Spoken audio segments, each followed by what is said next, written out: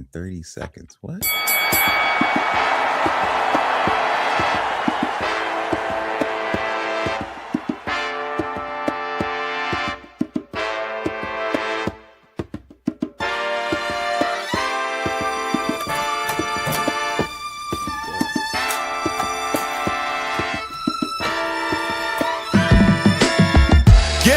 It's still real to me, damn it.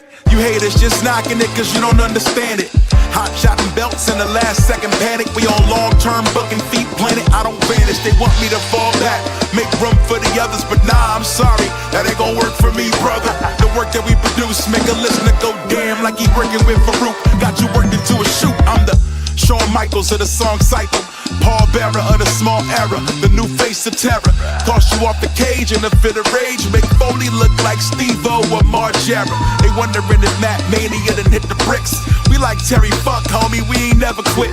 Pop up unexpectedly, perpetual motion. Jeff Jarrett, getting bags from every promotion. From Quizlemania to wrestle with regret. Up, up, down, down, then the dynamite with West.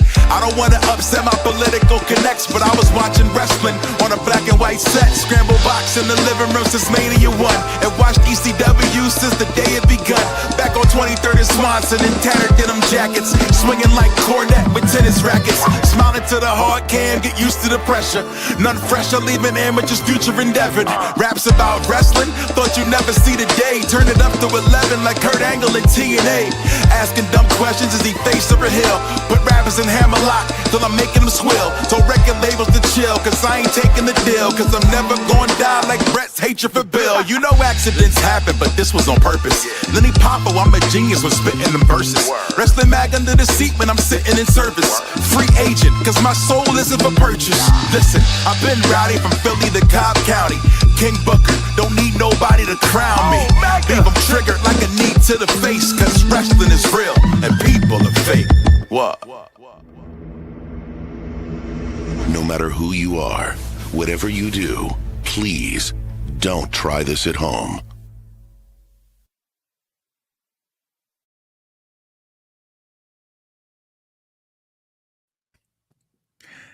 Hello.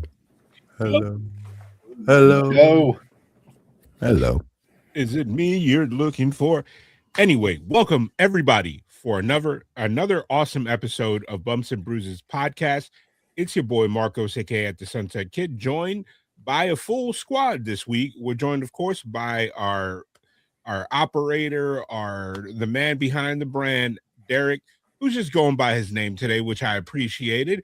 And then, of course, we got our third man in the trios, which is at Drizzen, aka Shane. And we have the man, the myth, the legend himself, Mr. Random Beats, Mr. Grammy nominated at Megaran. What's up, everybody? What's good? And, welcome. Yeah, so we had a bunch of graps this weekend. You know, we had pay-per-views, we had YouTubes, we had weekly shows. The pay-per-view was technically the YouTube show with AAA. It was a action-packed weekend. Of course, starting off, how's everybody doing today? Pretty good, man. A lot of wrestling to consume this past weekend, so I'm ready to talk about it. Mm-hmm. So just to get right into it, before we even talk about the weekly graps, let's give a shout out to a friend of the pod. At least I want to say he's a friend of the pod. He's a personal friend of Megaran, Big E. Shout out to Big E. He retired officially this weekend. You know, just want to give that man his flowers. You know, it's an unfortunate situation, but you know what? I feel like he went out on his own terms, in terms of that he made the decision that he just wanted to hop out in front of all the speculation and just say, hey, man, it's been a good career. I'm very fortunate. And just want to open up the floor. What are your thoughts on that? You know, anybody jump in? Sad. No sad, bro. Absolutely. Okay. You know, So sad. I mean, nothing really can be said. I mean, everybody can agree. Like, E is like, you know, we say like one of the good guys in the business, but like everybody who's ever met him, ever talked to him, even watched him on television can agree. Like, that he's like the best guy, man. And so it's really it sucks to see. Um, like you said, I think this is him just kind of coming to terms with it, making sure it's on his own terms. You would hate to try to force a comeback and then something goes wrong. I think he did it. Now I had people hitting me up instantly being like, is this a storyline? Like what's going on? So that never entered my mind. Like I just don't think he would play like that. You know what I mean? Like I just don't think he would play like that. So now, do you guys think, before we go around and continue our feelings about it, just add to this, Rand, and then everybody else. Do you think the Seth storyline is what got us to led us directly to, is this a story? Like your messages. Like, do you think people are like, no, there's another curtain behind here. There's a setup for a setup that's a setup. Like, yeah, I think the Seth thing, and I think some of us said it in the chat at the time, and maybe some of us have said or thought it. That Seth thing, as great and epic as that was, sets a kind of dangerous precedent, because now everybody will think that everything y'all do is fake. You know what I mean? When you're just trying to work somebody, you know what I mean? So as awesome as that was, it's gonna always, like, if Seth gets hurt any other time, you're like, oh, he'll be back. This is another work. You know what I mean? It was like when Tupac got shot. You know what I'm saying? It was like, it'll be fine. We know how this goes. Pac's gonna get through this. And it is a dangerous way of thinking. Like, oh, this person can get through anything. So now it makes us look at wrestling injuries being like, we really don't know how much is real. Adding to that, because at least that I've noticed, I've never seen them work a neck injury into something. I feel like that has actually been, I feel like, is that something that'll be too taboo, or you think is all up for grabs? Because the Seth thing was kind of like a knee thing, and we haven't seen people's career end on a blown out knee. But like, I feel like WWE especially has had neck injuries like up and down their roster that is like, yo, you should probably never joke about that one. Yeah, I guess that's fair. Neck is a thing, but I mean, they even brought it up in the storyline when they kicked E out. It was like, oh, Kurt Angle broke his neck, Edge broke his neck. They came back. You know what I mean? So they have alluded to that. Like, people come back from neck injuries a lot. Stone Cold broke his neck and came back. You know what I mean? So I don't think anything's taboo in wrestling, man. These guys, and I will say, just blanketing everybody. Of course, there are some exceptions, but wrestling is a carny sport. You know what I'm saying? Yes. And it's all about trying to trick you. You know what I mean? So you got to believe that a lot of these folks that do it are carnies at heart. You know what I'm saying? And so it makes it hard to take things at face value, like 100%, because it's about suspending the disbelief. Moving to Shane. Shane, what are your thoughts on this? It stinks. As a fan, it stinks. As a fan of the person, it stinks, but it's not unexpected, and it's what's best for him now. Now people aren't going to sit there and go, oh, when are you getting back in the ring? Maybe they'll actually reach out and be like, hey, we've got this other opportunity for you. So it may end up opening some more doors, because places and people aren't waiting for him to get back in the ring. They might actually reach out with some other opportunities. Okay. Now, do you think that being that this is such a final thing, based that the athlete came out and said, hey man, and is not, barring any Edge comeback, any Shawn Michaels, like, hey man, the window's shut, but there's a crack that's left open. Like, does somebody like E himself leave the WWE for better pastures, or is he somebody that stays there and kind of continues to operate behind the scenes and on screen for that company? Or you think the way, maybe like new management, it's not as possible as it was before? Like I felt like under old ownership, there was, as poorly as certain parts of it was run, I felt like it's like, hey man, you always got a paycheck here, or hey man, there's always a spot for you here, no matter what.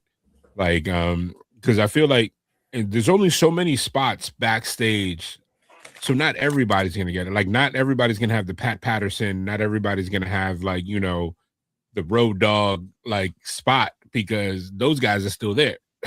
So Yeah. I mean, yeah, Michael Hayes is still there. Like, so many of these guys, these older guys are still there.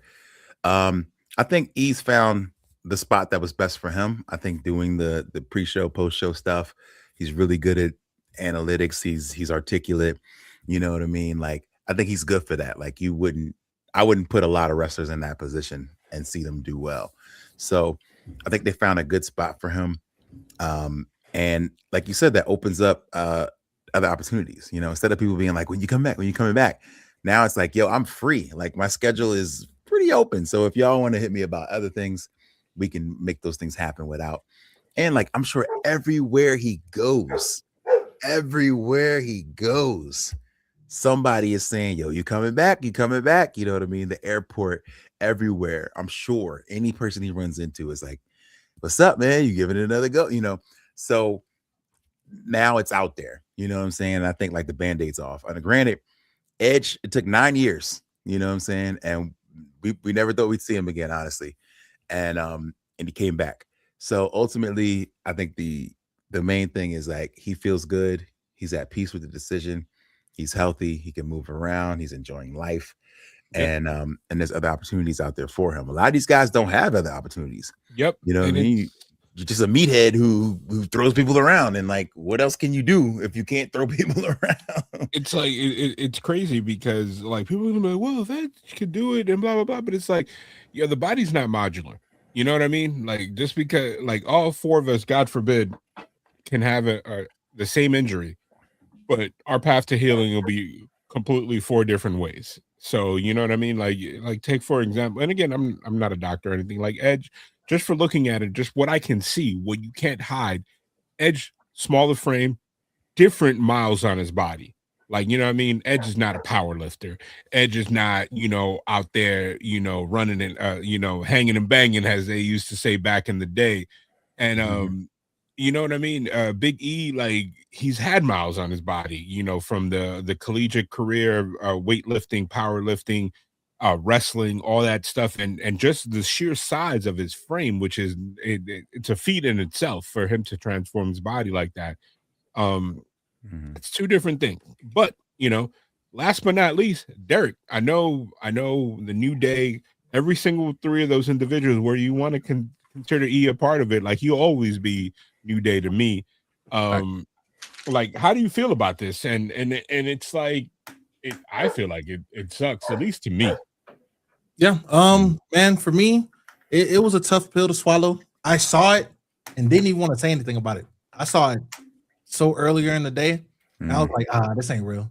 This ain't. Can't trust everything you see on social media. But did you tear up? Did you tear up? I ain't tear up. You know what I'm saying? It take a lot to cry. But nah, it was a tough one. It was a tough pill to swallow. Like, y'all, everybody knows, you know what I'm saying? I'm a big New Day fan. I was a big E fan before. What shirt you got on? You know what I'm saying? We gotta have, I had to throw on his hoodie, you know what I'm saying? The Wale Foot Locker collab Big E hoodie, you know what I'm saying? Got all his championships on the side, all that good stuff. I had to throw it on, and we already got the New Day shirt on. You gotta rep the squad. You feel me? Of course. But nah, man, like I said, it was a tough one. It was a tough one. But I mean, he didn't go out, you know what I'm saying? Like, he wasn't forced to go out, because I feel like he can still come back. You know what I'm saying? I feel like that there is that small window if he wants to. You know what I'm saying? He'll never have to. You know what I'm saying? He got so many doors open doing other stuff, because he's done voice acting already, and everything. And, it's one of those things that, real life intersects with fandom, and it's like, all you want, like, even as a fan myself, I want, first and foremost, for these individuals to be happy and healthy.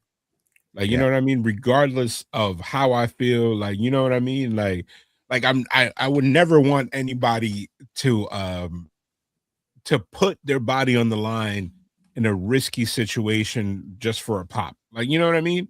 Right. Like if all of a sudden, like, we found out that Edge really risked the rest of his life coming back after 9 years, I would be like, why you did that, fam? Like, you know what I mean? Like, it was an incredible moment, but I'd be like yo, we want you to be Edge. We want you to be Adam Copeland. I'd rather see you on a million Disney shows than to see you back in the ring if it was a risk to you. You know what I mean? Yep. Like this entertainment that we see on a daily basis hits different because it's not a movie. It's not an animated feature. Like, you know, when you see somebody get hurt doing something that you assume they love, it hits hard. Like, you know, and it's like, it feels like as of late, the injury bug has hit in the last 3-4 years, 5 years, maybe, like harder than it has in my entire fandom. Like, you know what I mean? Like, people like yo, it's insane. Like, if Seth didn't go out hurt this actual time, or he's completely hurt, like, I would have been like, oh man, he only had that one injury, that knee injury way back in the day that literally could have derailed his entire career. Like, off of a buckle bomb, like him picking up, wasn't it Kane? And like, just his knee just going, nope, not today. Like, that could have been, like, you know, we have prime examples. Finn is somebody that his injury, the 1 second, his body failing him right then and there, like, changed his career. Like, WWE storylines right now, like the simple Braun Breaker being hurt, and like, you know what I mean? And it's like, it's a freak injury. People that are talking about like, oh man, he should have not done that. It's like, he probably threw that table 150 times, you know, when they were like practicing the spot or whatever, or when they suggested. Nobody expected this man to get hurt. But you know, I well, and that's definitely a freak injury one, without a doubt. Yeah. For Braun, much. I mean, obviously, all of them are surprising, but some of them are less surprising. Like the one with Seth. Anytime that you're flipping, you're twisting, those joints aren't designed to do that, and it's rare that we see, thankfully, that what happened to Big E. But it's actually surprising that more hernia injuries don't happen, which is a credit to those performers that they know what they're doing. Yeah, and the conditioning. Like, of all the ways to get hurt, especially, you know, thinking of like his character being like a badass. And I think I remember even watching it, I think you could hear someone like voice to him, like, flip the table over. Like, I think you hear a producer or somebody, the cameraman, being like, flip it over. And then he does it. And then like, to get hurt from that is crazy. But to me, I mean, we can get into creative stuff later, of course, but I was like, oh, maybe he got hurt at the Rumble. And then I was like, nah, he got in the ring. He took some bumps. He got bumped by the masked man. He got clothesline over the top. So I was like, oh, okay. So this happened after, which makes me wonder, and we can kind of fantasy book it. They say he may be back by Mania, but I wonder what the plan was, if it wasn't necessarily for him to be in the title mix. I think, you know? I think the plan, and again, this is fantasy booking. I think based on the rumors and innuendo out there and the setup, the breadcrumbs that they were leaving, I thought it would have been Seth and Braun. And now it's like, how can you book a feud with two guys that physically are not there? And I assume both of them can't have physical contact. Well, you could do old school. You could do Cena Rock when they're like via satellite talking crap from their cribs. Like, you know what I mean? But one is closer. One is way closer to coming back than the other. Like the Braun thing is all speculation. They're not going to know for a number of weeks. Like, you know what I mean? Like, if he's going to actually make it. Like, that's the thing that sucks, because it's like Jenga. You pull one piece out and it can derail everything. Like, if Braun comes back, you know, because he's a freak of nature, he's probably going to be in the super reduced role. Like, he probably going to end up having a run-in for, if Seth is healthy enough, for whatever match he's doing. And then that match is going to be weird because Seth doesn't really do stuff. Like, you know what I mean? Like who's he going to face? Like, you're going to see him one-on-one with Bronson Reed, one-on-one with like Logan Paul. That's not where the main feud lies. They didn't call the audible to quote unquote kick him out. You know what I mean? Right. So So here's an interesting stat I saw, and I wasn't sure, so I had to look it up. This is a very interesting one. Back to Big E, if I could put a pin in it. But Big E, at the time that he won the world championship, was the first wrestler of Jamaican descent to win the world title, which is like so ironic to think that Kofi played a Jamaican. and he was actually half Jamaican. So this is crazy. And then later Jay Cargill, but like it's pretty ironic and funny that he was the first Jamaican wrestler to win a world title. So I thought that was very interesting. And he also said, and we can comment on this too. He said that if the day comes that the Hall of Fame comes calling, he wants to go in with the New Day, despite what's creatively going on or whatever, and the way it's ended. He said he wants to go in with the New Day, and that's the only way he would go in. What do y'all say? I think that's the perfect way to do it. Like outside of children, and again, I'm not a child myself, but I assume those would be the individuals that would be kind of like confused as to why he's going with the New Day. But I think even casual fans, they'd be like, yo, these guys work together. They don't really hate each other. You know what I mean? Like, like people that played Batman and like Joker don't literally hate each other. They're playing a character. Like, so yeah, it is something that I would hope is the first ballot thing. Like, I think individuals, unless WWE is trying to like rush it, like if all of a sudden he's announced for this class, then I'll be like, okay, I get it, him by himself. But because they like to strike when the iron is hot and stuff like that. And like there's already multi-class members of the Hall of Fame. Like I feel like Shawn Michaels is in like 3 times. Like at some point they're gonna be like, if Marty, God forbid, if Marty Jannetty passes, all of a sudden they're gonna be the Rockers post Marty passing. It's gonna be back. It's gonna be in the Hall of Fame, and it's gonna be like, what? They never even won a tag championship, right? But it's so. Going back to speaking about injuries and stuff like that, how do you think?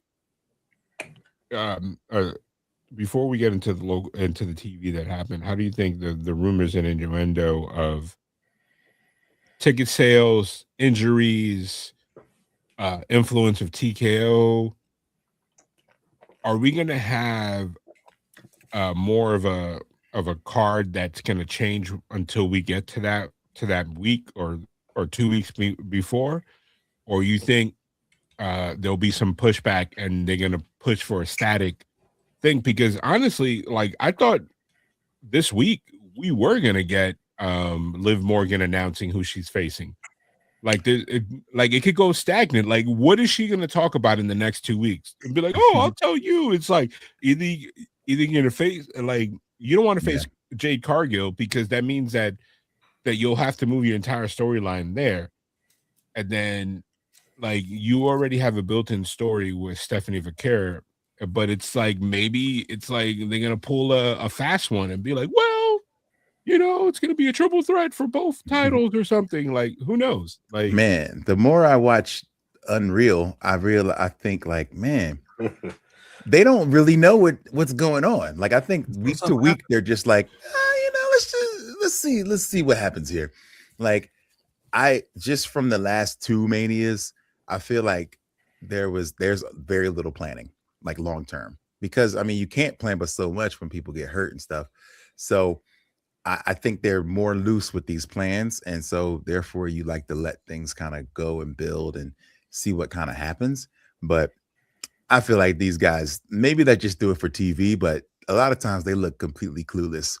And so they're just like, oh, no, let's just throw this in to see what happens, Do you think that WWE has learned their lesson on outside forces? Like, do you think if somehow The Rock calls or Batista calls or whoever, and then they're like, all right, let's start this feud, and then like 3 weeks before or however something doesn't work out, Do you think they'll leave themselves in a position where they're holding the bag again? I think they That- would. Yes, they would. I think they want the Money. big moment. They want the big money. They want the WrestleMania moment. And like I said right before we started, I guarantee somebody has left some voicemails for Stone Cold. Like I Okay. almost guarantee somebody's like, "Hey Steve, want to lace him up one more time?" Ha, LOL, LBVS, laughing but very serious. Like I think I swear, I mean, I would not be surprised if one of them, if Rock or Stone Cold says they want to do something, they'll figure out a place for him. Do Like, you think? I thought Stone Cold said that, you know what I'm saying, he could do another match, but he wasn't gonna do it. He's not coming back after 38. yeah, you know, but what they did the last time he did come back, because they did it right. You know what I mean? As far as the booking, it wasn't like a sanctioned full match that they led up to for 6 months. They just got out there and just beat each other up. But like him coming in as a ref, him coming in some capacity, I wouldn't rule it out. He seems to be keeping in shape. He looks good. But okay, as a fan, I know I can only speak for myself. Him coming in as a special guest enforcer, as a referee, that doesn't really push the needle for me. Like, No. you know what I mean? Like, No, it doesn't. You're right. like for you need me, I know something a that people are little like, wait, more. he's gonna be in the building. I'm like, bro, he's getting a paycheck for like just being a prop. Like, Yeah. like I don't know. It's not like he's gonna have an outcome on it. Like, if it's somebody that I will never think is gonna get physical, like the Mike Tyson thing way back in WrestleMania 11, or was it 11 or 13? When it was Sean Brett and he 15, was but yeah. yeah, when he was there, it's like, okay, that's when I was like, that was the intrigue. It's like when you announce him, that Stone Cold was gonna stun somebody or he's gonna have a direct outcome, like affecting outcome. You know what I mean? Well, Like, but if he says he's going to be the enforcer, he's going to get physical, right? Yeah.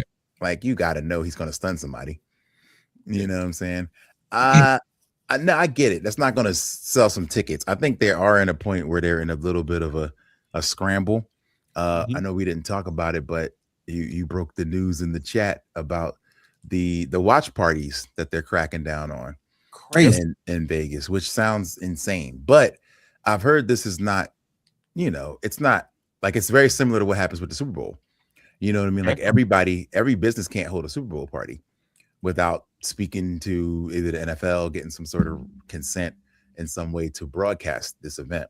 I think that happened in the UK. The UK was very big on watch parties because they weren't getting a lot of pay-per-views.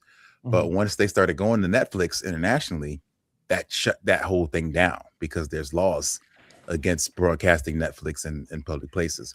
yeah, and So that was gonna be my next question. So do you think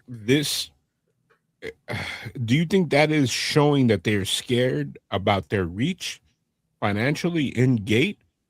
Or do you think that is just them just doubling down on making as much money as they can?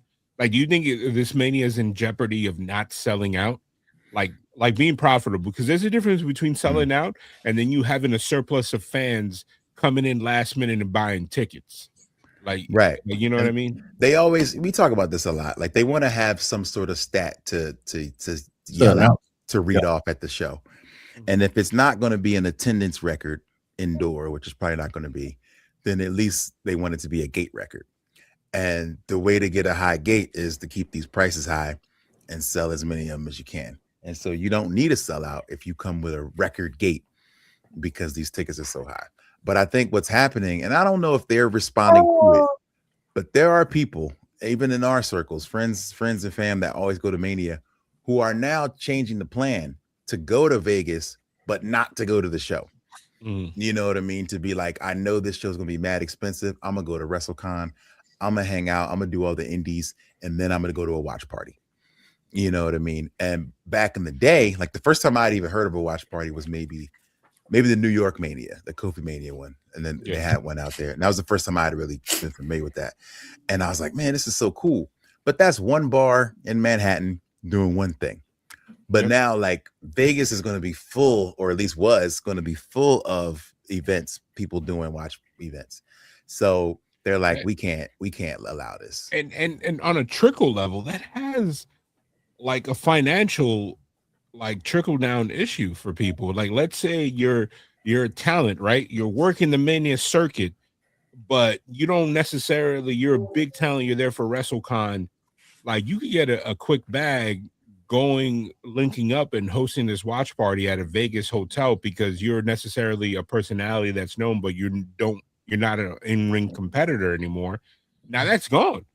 Now, it also turns into a situation that if you're ex WWE veteran, now you're picking up the phone and you're like, hey fam, if you're in town, like, you start thinking about, like, man, if I'm not there, people are going to be like, oh man, are you even cool with the WWE anymore? Or do I have to come out of pocket or something like that? Like, Mhm. and honestly, and this might be super wild, I feel like it affects AEW personalities because then they're like, all right, as soon as WrestleCon is here, there's no reason for me to chill. I'm out. Like, you know what I mean? Like, I'm not doing anything else. Like, if I'm not working in a D, like, Well, I think they might have already felt that way. You know what I mean? You come for your business, and like, granted, I mean, I don't want to call nobody out, but I've definitely seen people from other, organizations at WrestleMania in the yep. past. You know what I'm saying? Not calling them out, but yeah, just because you just want to go see, be a part of the pageantry, see the show. You know what I'm saying? You sitting up in the nosebleeds with everybody else, just kind of enjoying the show. But I think, yeah, if you don't have business there these days, because a lot of those guys are with AEW, so they're, Yeah. it's like, yes, I can travel for free. Maybe I can stay in a hotel for free, but man, do I really want to buy a ticket? Like, Yeah. nah, I'm good. You know what I mean? So I do think it seems like desperation, but I know that there's laws. Every time we watch an NFL game, they give you the whole thing, the whole spiel. And so I do understand there are legalities associated with it. So I don't know if it's, Nick Khan being like, let's get every penny, or it's them having to comply with, FCC regulations. You know what I'm saying? Is this like, because their average fan is not gonna Google it. They're not gonna be like, let's see the legality. Is this something that just adds to what seems to be a daily backlash to the WWE corporate? Like, they went, like, in the last year and a half, like since Philly to now, they to use a wrestling term, they turned, in the eyes of a lot of fans, they turn heel. I mean, Oh yeah. LA to now. Because LA Really, it kind of started in LA, was 39. 39 was the first one where tickets were like a little crazy. And but granted, we were getting the match we wanted to see, but like 39 and 40, yeah, I felt like it started then where we were like, yo. But to your point though, Marcos, it hasn't gotten people to a point where they're willing to speak with their wallet yet. And so maybe we see that this year if this event doesn't sell out, if they mess around and got a half full arena for Mania, which I doubt would ever happen. You know what I mean? Yeah, maybe enough is enough. You know what I mean? Maybe we just got to the point where, to quote Owen Hart, enough is enough. And I need to change. it's time And for we're a not going change. to take it anymore. Yeah, like, But maybe we're at that point where the people are kind of speaking with their wallet and saying, like, y'all got to stop this. Obviously, I'm in a situation where the layoff has me in a spot that I'm like, I can't spend the way that I normally spend. But going and looking at Mania prices on a flight that's across the country for me, hotels are decently affordable. If you got in at the ground floor and I got, a cautionary, maybe I'll just go ahead and book. So I did that. But looking at ticket prices now, I'm like, it just doesn't feel worth it to me. like, here's an insane part. I went to AEW events, I think 2 years in a row in Vegas, because I felt like when I was going to AEW, yes, it's in Vegas. Yes, it's a thing. I felt like it was already an achievable situation. And I make more money now than I did when I attended those events. But I feel like with the WWE, even like I know in the group chat, you kind of like got on me, Rand. You were like, oh, because spoiler, guys, Rand was on a world tour last year, so that's why he didn't attend. But even before that, I said I'm out. just because as soon as I saw the test price or whatever, people were like, yo, and I was like, ooh, like I really had like you ever been like when you ever had a situation where it's like reality sets in, you're like, this is not a responsible decision. Like, you know what I mean? Like I get it. Like it's funny. I commend the international fans, and I was watching a YouTuber talk about that. You know, if this is your family outing, if you're used to every year you take off this time and you go to this event, regardless of it's where it's at, then you're like, I'm gonna go. You're already planning for it. Whereas, as at least for me, as a person that is a wrestling fan and maybe attends a couple events of the year, maybe a handful, I'm like, this is out of reach. Like not out of reach, like, oh man, I can't afford it. It's like out of reach, like I can't justify it to myself. Like I can't sit here and be like, yeah, I blew 6-7 grand on this, or what amounts to be 3 days of me hanging out with my friends when I could have gone to 3 or 4 shows Right. and spend the equivalent of that. And the more I see the schedule for WWE, like we were talking about when everybody got it wrong and they were like backlash is going to be in Puerto Rico, I was like, I'm all in. But now it's like, it's as they keep announcing shows, it's looking more and more like I'm going to be a TV fan this year. Like, you know what I mean? I'm not like, even like I've been fortunate to jump on and do coverage, like, you know, press wise and all this stuff. But it's like, even that, it's like, man, It still ain't free to get there. Stay there, yeah, eat there. that's what I'm saying. Yeah. And like Shane said this on the head, and you guys are on a different scope, and it doesn't negate the fact that it's still a very pricey ticket. Like it's an inconvenience. It sucks for me to get to Vegas. Like, you know what I mean? Like where I'm at on the East Coast, I'm not on New York, and I'm also it's not convenient for me to fly out of DC. Like I have a stop. And if I take a straight flight to it, it's going to be way expensive, way more than I'm like, oh, this is dumb. Like, you know, I could travel internationally for these ticket prices. And then it's like, if I take the cheapest route, I'm going to have to waste my time. And then I'm going to get there super late, or I'm going to get there super early. And it's like, it's not a straightforward decision. Like ironically, I'm looking at it, and I know a lot of people watching and listening are going to be like, oh, that's weird. I'm looking at Saudi Arabia as being a more affordable trip than it is to Vegas. Like, you know what I mean? Like That is and that's just being real. Rumble tickets. That's crazy. So, I mean, That is wild. I'm looking right now, and I just wanted to see if I could share a screen. 2-day tickets. I mean, this is just 2 days. crazy. 2-day is wild, but as you can see, there ain't a whole lot of them left as far as the 2-day goes. But look at the best thing available is this Elite Ring VIP package, which is the second row. It's gone now. It just disappeared right out of my cart. They were $46,000 and they're gone. Row 10 champion VIP is $14,000. But that's 2 nights. It's 2 nights though, not just one. Section A1, row 5 is $11,000 for a 2-night. Think about this. If you are a fiscally responsible individual and you go by the budgeting model, right? Which is, you know, income versus expenses. Like, so basically, you know, for you to comfortably afford the $46,000 tickets, you would have to probably make like $500,000, right? Yes. Like you know what I mean? For it to be something like, if you got a high credit limit, I think a lot of people are like, man, F it. Charge it. You know what I'm saying? That is a fully paid a Kia or Honda. Like, you know what I mean? That's like, bro. I'd rather ride around on my phone and ride around in my car and watch the pay-per-view on my phone. Like, to me, there's nothing that would justify that kind of cost for a wrestling event. Now, I love wrestling and I like sitting in good seats. I'm not gonna lie, but that is, especially when there's other options. And dare I say it, I'm gonna say it. Damn it, better options as far as price, as far as maybe getting the best value for your buck. There are better options out here if you're a wrestling fan. Now, if you're just like, oh, I just gotta see CM Punk, and I just gotta say, whoa, when Cody comes out, then okay. But can I be a devil's advocate? Can I just be a devil's sure, advocate? sure. And I feel like Derek is going to be the person that immediately disagrees with me. Oh, talk to me.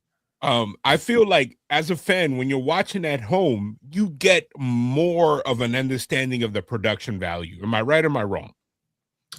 Elaborate. Okay, you get to watch the backstage segments, you get to listen to the announcement team, you get to see the programs, whereas like angles. Where sometimes, like I was sitting there for SummerSlam and I was watching it on my phone, but I realized they were doing this dope like production package of like Roman Reigns and Jay versus the Vision.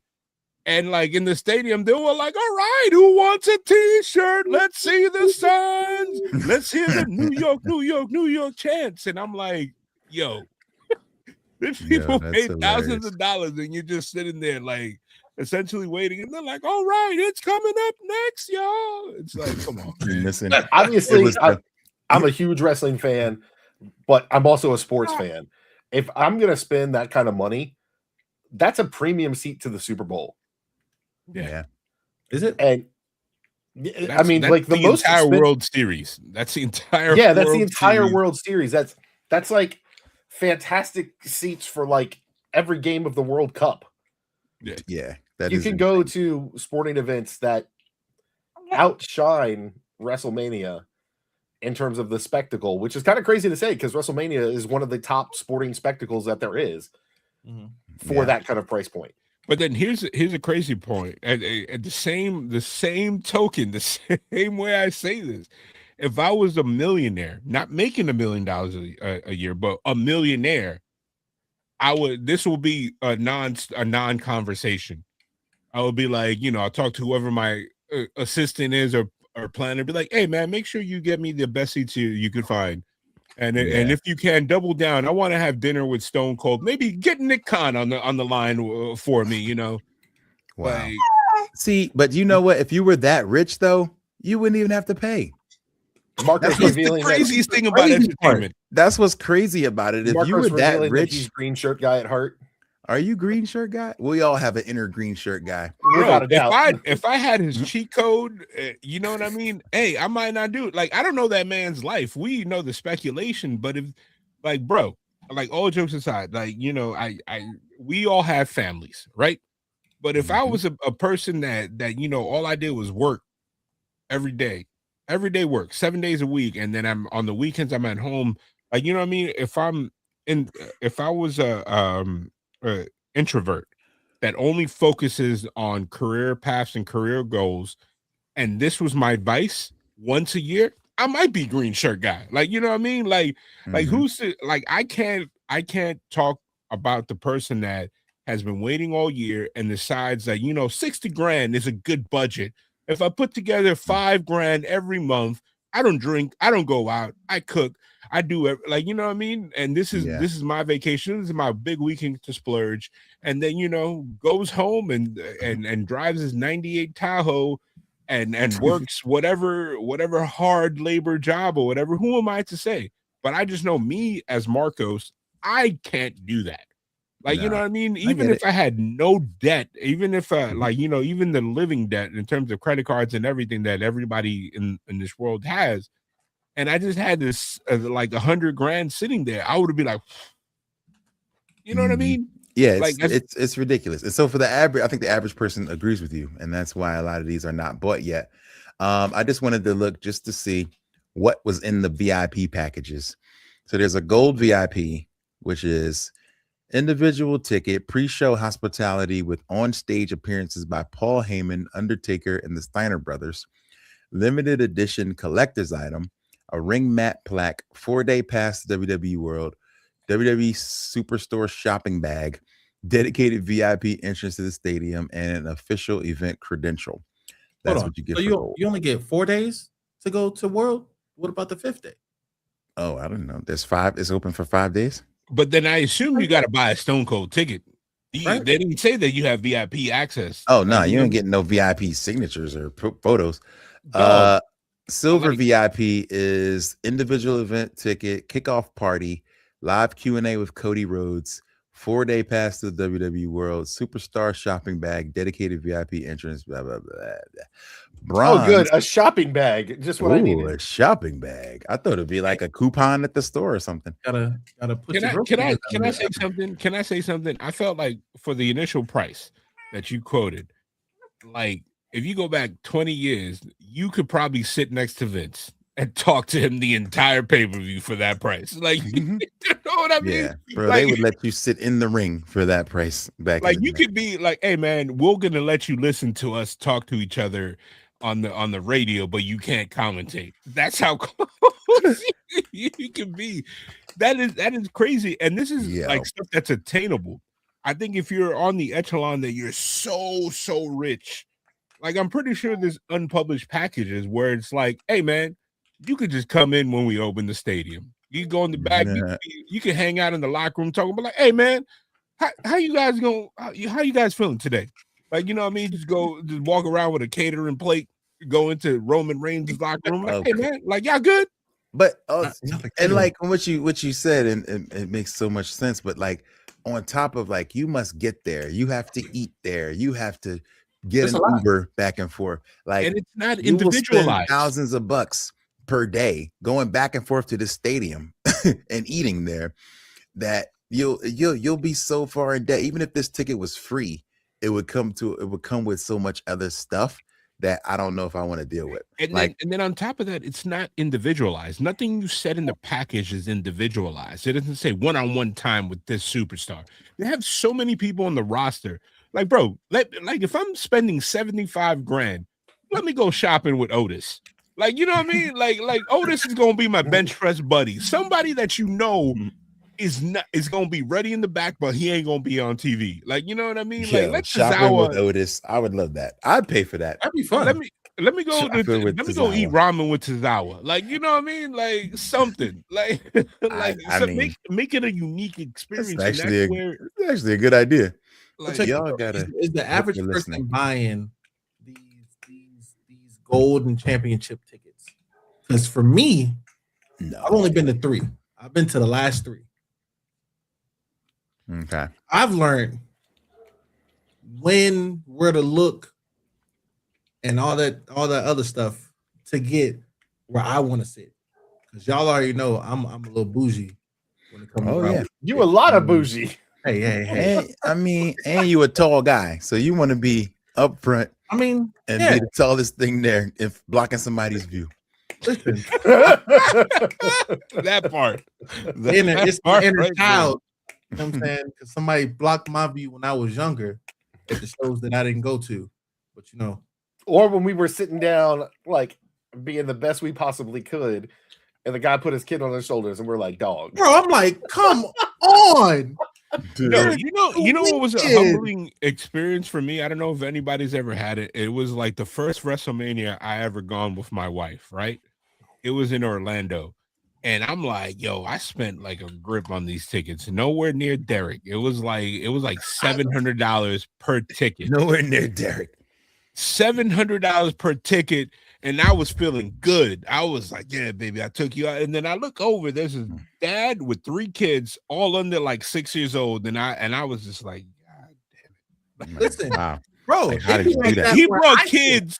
He brought kids that are never gonna remember. That was like, Dad, I want ice cream. Dad, I want this. Right, like they don't care. I need to go to the bathroom. They do not care. But he did that for himself. That's where I'll be like, you know what? With kids where I sit at. You know what I'm saying? I want to say it was that's Philly. crazy. Philly, hey, you know what I'm gonna start? Dad. I'm like, hey, we should get it. This is a $500,000 idea. $500,000 idea. PLE daycare. Listen. PLE daycare. Hey. Otis is gonna babysit your kid. No. Like have professional nannies with credentials and be like, hey man, we're gonna be at WrestleMania. But then they can get a premium package where Otis watches the kid. Oh, Otis is gonna teach your kids how to lift heavy, baby. Oh, be like you lift with your knees, baby. Showing you how to beef up. Yeah. Yeah, that's hilarious. I think That's good.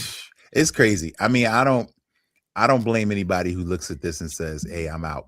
Like, I think they've gotten to the point where they've officially priced out a lot of their fan base, Yeah, and the regular people. it kind of is what it is, man. Like, hopefully, you can catch a Raw, you can catch a house show. At least thank God, they haven't gotten rid of house shows yet, so they still do the holiday tours. They still do some other stuff, and I'm sure they're a lot cheaper than this. Bro, But you the could house have shows are nothing compared to what they used to be. It's First they're of few and all- far in between though, aren't they? Yeah, there's not many. Yeah, they first don't of run on all, a lot. I feel like even at the smallest spectrum of the ticket that you could create more individualized, better experiences throughout the year by just strategizing your events. Like you know how, like, what was it? Last year Mania, they were charging a grip to have, like, to be a part of the John Cena experience, to like Oh, yeah. meet him. And then, like, for like less than $1,000, and this is adding multipliers, like in a situation at a Comic-Con where you have them like sign multiple things, you could pull off a 4-minute conversation with him while he's signing if you bought enough things Why that you would signing have, all your stuff. like, That you know VIP what I mean? experiences. Thank you. Yeah, Bro, and then right. it's like yo, Q&A with Cody, dog. Like it's crazy to me because, and I'm gonna go back to, and I love Cody. I go back to Ring of Honor, like his first run with them when he was out there. I had a 15-minute conversation with this man as he signed my IC belt, and it was because, number one, it was a cold show for Ring of Honor. It was pre-Bullet Club. It was like right when Bullet Club was hitting, like Ring of Honor, when there were Young Bucks were going back and forth. And it was like that experience compared to like you going into, and I love the fan experience. I love going to the shops and everything, but like I've sat there. I've been a fly on the wall when Derek goes meet people. Like, bro, if you sneeze, you're done. They won't take that picture over. You're like, hey man, keep it pushing, dog, keep it pushing, keep it pushing. Yep. Like, so many people interacted with me because they thought I was like, nah, man, I'm not even in here. I'm just standing waiting for my friend. They're like, all right, cool, because they were proactively being like, hey brother, I'll hold your stuff. Just get in there and out. Like they're like, we don't want people standing. So Mhm. Derek and I were like the last two people in line for him to do a picture and autograph with Austin. Oh, yeah, yeah. When we finally got in there, the people were like, "Oh, do you need me to take all my stuff?" I was like, "Nah, I'm just waiting with him." And we got up there, and Austin was like, "Why did you all wait in this line?" Gotta support. That's hilarious. Like, we're supposed to just bust the line? Like, come on, nah. yeah, it's like I don't know, but going to the graps, like, do you think, because we started the Money in the Bank, right? Not Money in the Bank, sorry, the Elimination Chamber countdown. Mhm. Now, that Elimination Chamber countdown, do you think that they're slow burning it too much, or because by design, or is it they kind of don't know where they're gonna go? Well, they've always done the lead up matches, like the qualifying and stuff. I like that they've in recent years really started to treat the road to WrestleMania season like it's the end of the season and you're really scrambling to get in the playoffs. You know what I mean? Like it Yep. feels like that, like a sport. Like where like everybody wants to be a part of Mania and they're like, oh, we got to do something. We got to do something. So I do like that feel that the last maybe 3-4 years has given it. So Okay. now like everybody is like feeling that sense of urgency where they want to get into this match. So I actually think that's cool. Do you so based on, because I'm gonna start talking about SmackDown based on what I saw, like you had Rhea and Io Sky versus Julia and her tag team partner, I believe was her manager, which is, hold on, I'll tell you right now, it was Kiana James. So at this particular point, like, for skipping a little bit ahead, like for those of you that saw her win last night, Monday Night Raw, her qualification match or Elimination Chamber, do you think, based on the ticket sales and the outside factors that we talked about, that whatever scraps for the tag belts that they have, they're going to scramble and try to shoehorn in Rhea to a top title match so they could kind of put their heavy hitters there? Because I felt like prior to this week, prior to Monday, honestly, I thought that the money match that they were going to have was going to be the Bella Twins versus Rio and Io Sky. I think that could do well. But I think that they might do a whole situation where, because it felt like, and this is coming from the fact that they're doing AJ Becky, which I think was reactionary because they want to make sure that people start getting engaged again for WrestleMania weekend. Like, do you think that long-term plans like that, like we didn't even get a mention of the Bellas this week, right? Like, I don't think they were on TV. I don't think they said anything about them this week. And no, that was last week's. Yeah. So yeah, maybe they're testing the waters. I think we're gonna get, you know how Mania does when it comes to tag teams. It's always like a 4-team scramble or something, maybe a ladder match. I don't know. They'll come up with something to put several teams in to give them all a shot. That's usually what they wind up doing.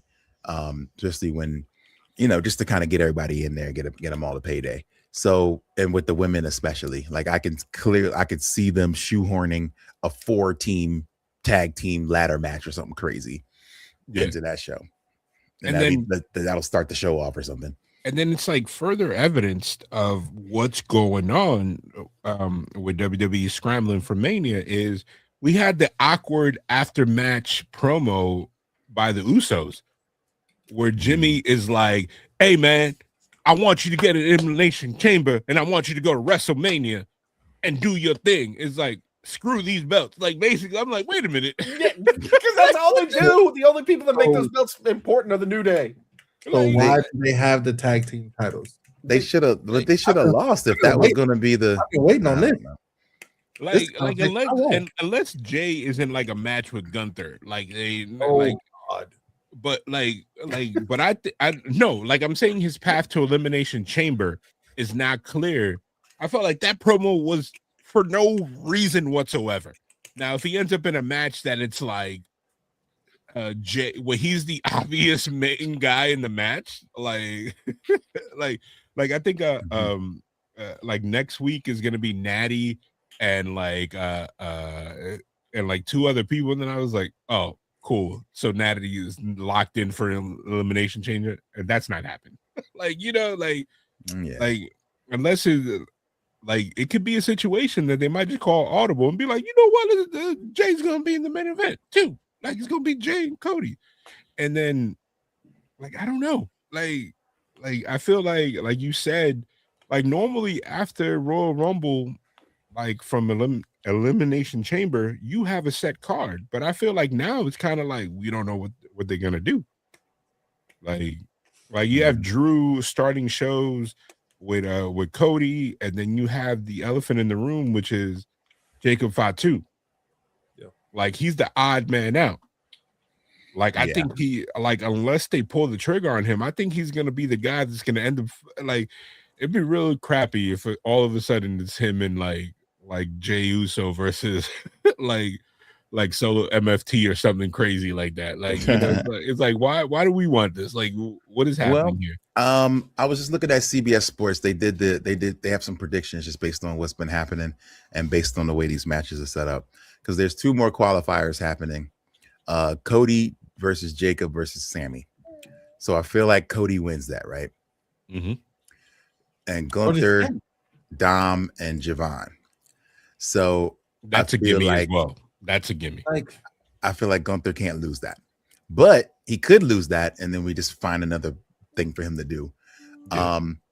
So I think that leaves Jacob out, and then Jacob could wind up getting that match against Drew at the Chamber, which is ironic. I feel like that is the worst push. Like the Finn Balor, Jacob, where they're at right now. If they get a 1-on-1 match with each champion, it's like that leaves you a 2-week scramble to find a story that's relevant, or you're gonna end up in a multi-man match. Like, yo, I'm gonna throw a shoe at my projector if you get Jacob Fatu in the Andre Classic or something. Yeah. Oh, Man, go be the Andre the Giant Big battle Kofi room. like on the Friday, they're like, today's technically the beginning of Mania weekend. It's going to be Yo. Jacob Fatu Yo, they- versus I LA hate that's not Knight. a Mania match anymore. Remember when Cesaro won that, and we all thought it was going to be finally Cesaro's getting a push? Yeah. And then it was Now it's just like nothing. They do it on SmackDown now. They're like, we'll just get this over with. Like, man, You don't even know who's gonna be in it nowadays. It's just, oh, this superstar coming out. Oh, that was Oh, look, Yeah. Madcap Moss is still on the roster. What? wow. Right. It's I know he he was here. still works here at Battle Royal. Oh man. So that was the prediction they were saying is that we're going to get a Jacob and Drew match at Chamber, which makes a Drew win like a foregone conclusion. And then I don't know. It feels weird bro, to give him. us a transitional Jacob Fatu. Let him win. Let Jacob then drop. Like, I don't care if all of a sudden Cody cutters him out of his boots into the first floor, like in the first 2 seconds. But like, come on, man. Like yo, this makes me uneasy when my favorite star is like really with no plans. Like nothing. If you're a Finn Balor fan, you're like cue that meme when the guy is sweating heavily, like looking at the button. It's like he's not gonna be on the card. I was like, man, if I had the book, I would find some way to shoehorn Finn into that Mania title match and make it a triple threat. But wouldn't that just make it the obvious? This is the guy that's gonna get pinned. Yes, probably, but I'm okay. Yes, They didn't do that but with Rhea. not always. Rhea got in it. Who else? They've done that with a few makes people sense. before. Charlotte got into the big match a bunch of times, so it could be to give him the win. But again, who does he pin though? I don't care. Anyone, give that man a title again. Hold on. But I here's agree. the It needs thing to run. where I would agree, but the one thing that Roman did that kind of like it might, like, you know what I mean? Like, WWE is so fickle, it might have just killed his push. And when Roman goes, Finn, like, you know what I mean?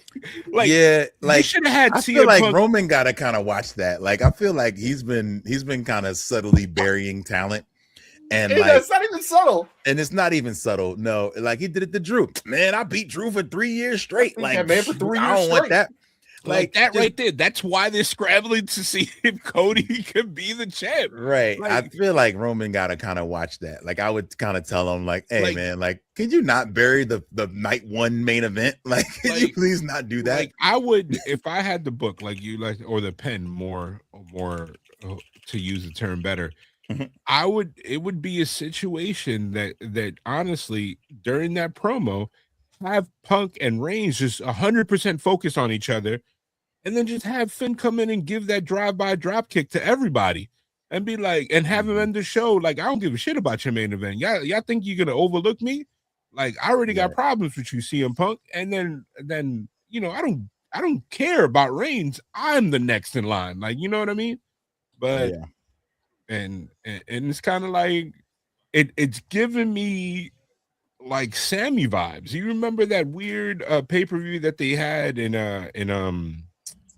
it was right before Mania that we were like 2 years ago. We're like, oh, it's Sammy and Roman. We're like, he's probably gonna do it, but no, it was just to get it out the way so they could focus on the main event with Cody. Yep. And that's what I feel. Both Jacob, like, hey man, you know what? Change my mind. Have Cody lose his qualifying match, and have Jacob in the Elimination Chamber match, and have like Cody beat Drew at an Elimination Chamber straight up for the belt, and then have have Cody Reigns part 3, but with Jacob Fatu being Reigns. Like, and then have a collision course and be like, hey, Uso, I beat the guy that you had a problem with first time out. I can't believe you had a problem with Cody. I beat him straight up for the belt in the biggest stage. Yeah. You know? But It sucks though. Like, but and I understand. I love Jacob as much as the next guy and Finn. Unfortunately, if I had to pick one, I think Finn is deserving of his time for sure. Please. And Jacob could wait, but I would just force him in, like force him into this match. Like, no, I'm not leaving this ring, and I'm gonna disrespect all y'all. And now give me my shot. And I would love to see it, and I think he should win. I think Finn deserves a Mania moment. Like, he's been a good soldier for a long time. Yeah, and then what's crazy is they completely killed any hints of having Dom versus Finn. They had zero static backstage when he was like, "Hey, man," and they kind of moved on. Like, Finn was not mad. He was like, "They move on. Watch this." like, yeah, wait, that's the match we should have got though. Yeah, I mean, for the IC belt, that would be dope. I think I think that's what's going to happen. I think we're going to get that for. But that's going to be shoehorned. Mania. What are they going to? What Dom's going to come out and say, "Hey, man, it's not your time. You lost again." And he'll be like, "All right, well then, give me a shot at your belt then." And he'll be like, "Okay." Again, shoehorn. No, Liv is gonna go. Sure. Right. Well, I did tell him to go out and get something. So Liv talk fast now. Like, but then it's like I don't know, but Derek, your room exploding at the moment is gripping my attention. I know. I'm so sorry. But then it's like, okay, like, yes, like you have that storyline built in. If you Jacob, you got nothing cooking. There's nothing marinated. There's nothing. Like once if you get a title shot, like unless you come out with a hoodie, which seems to be the only way you end up in main events nowadays. You gotta have a hoodie on.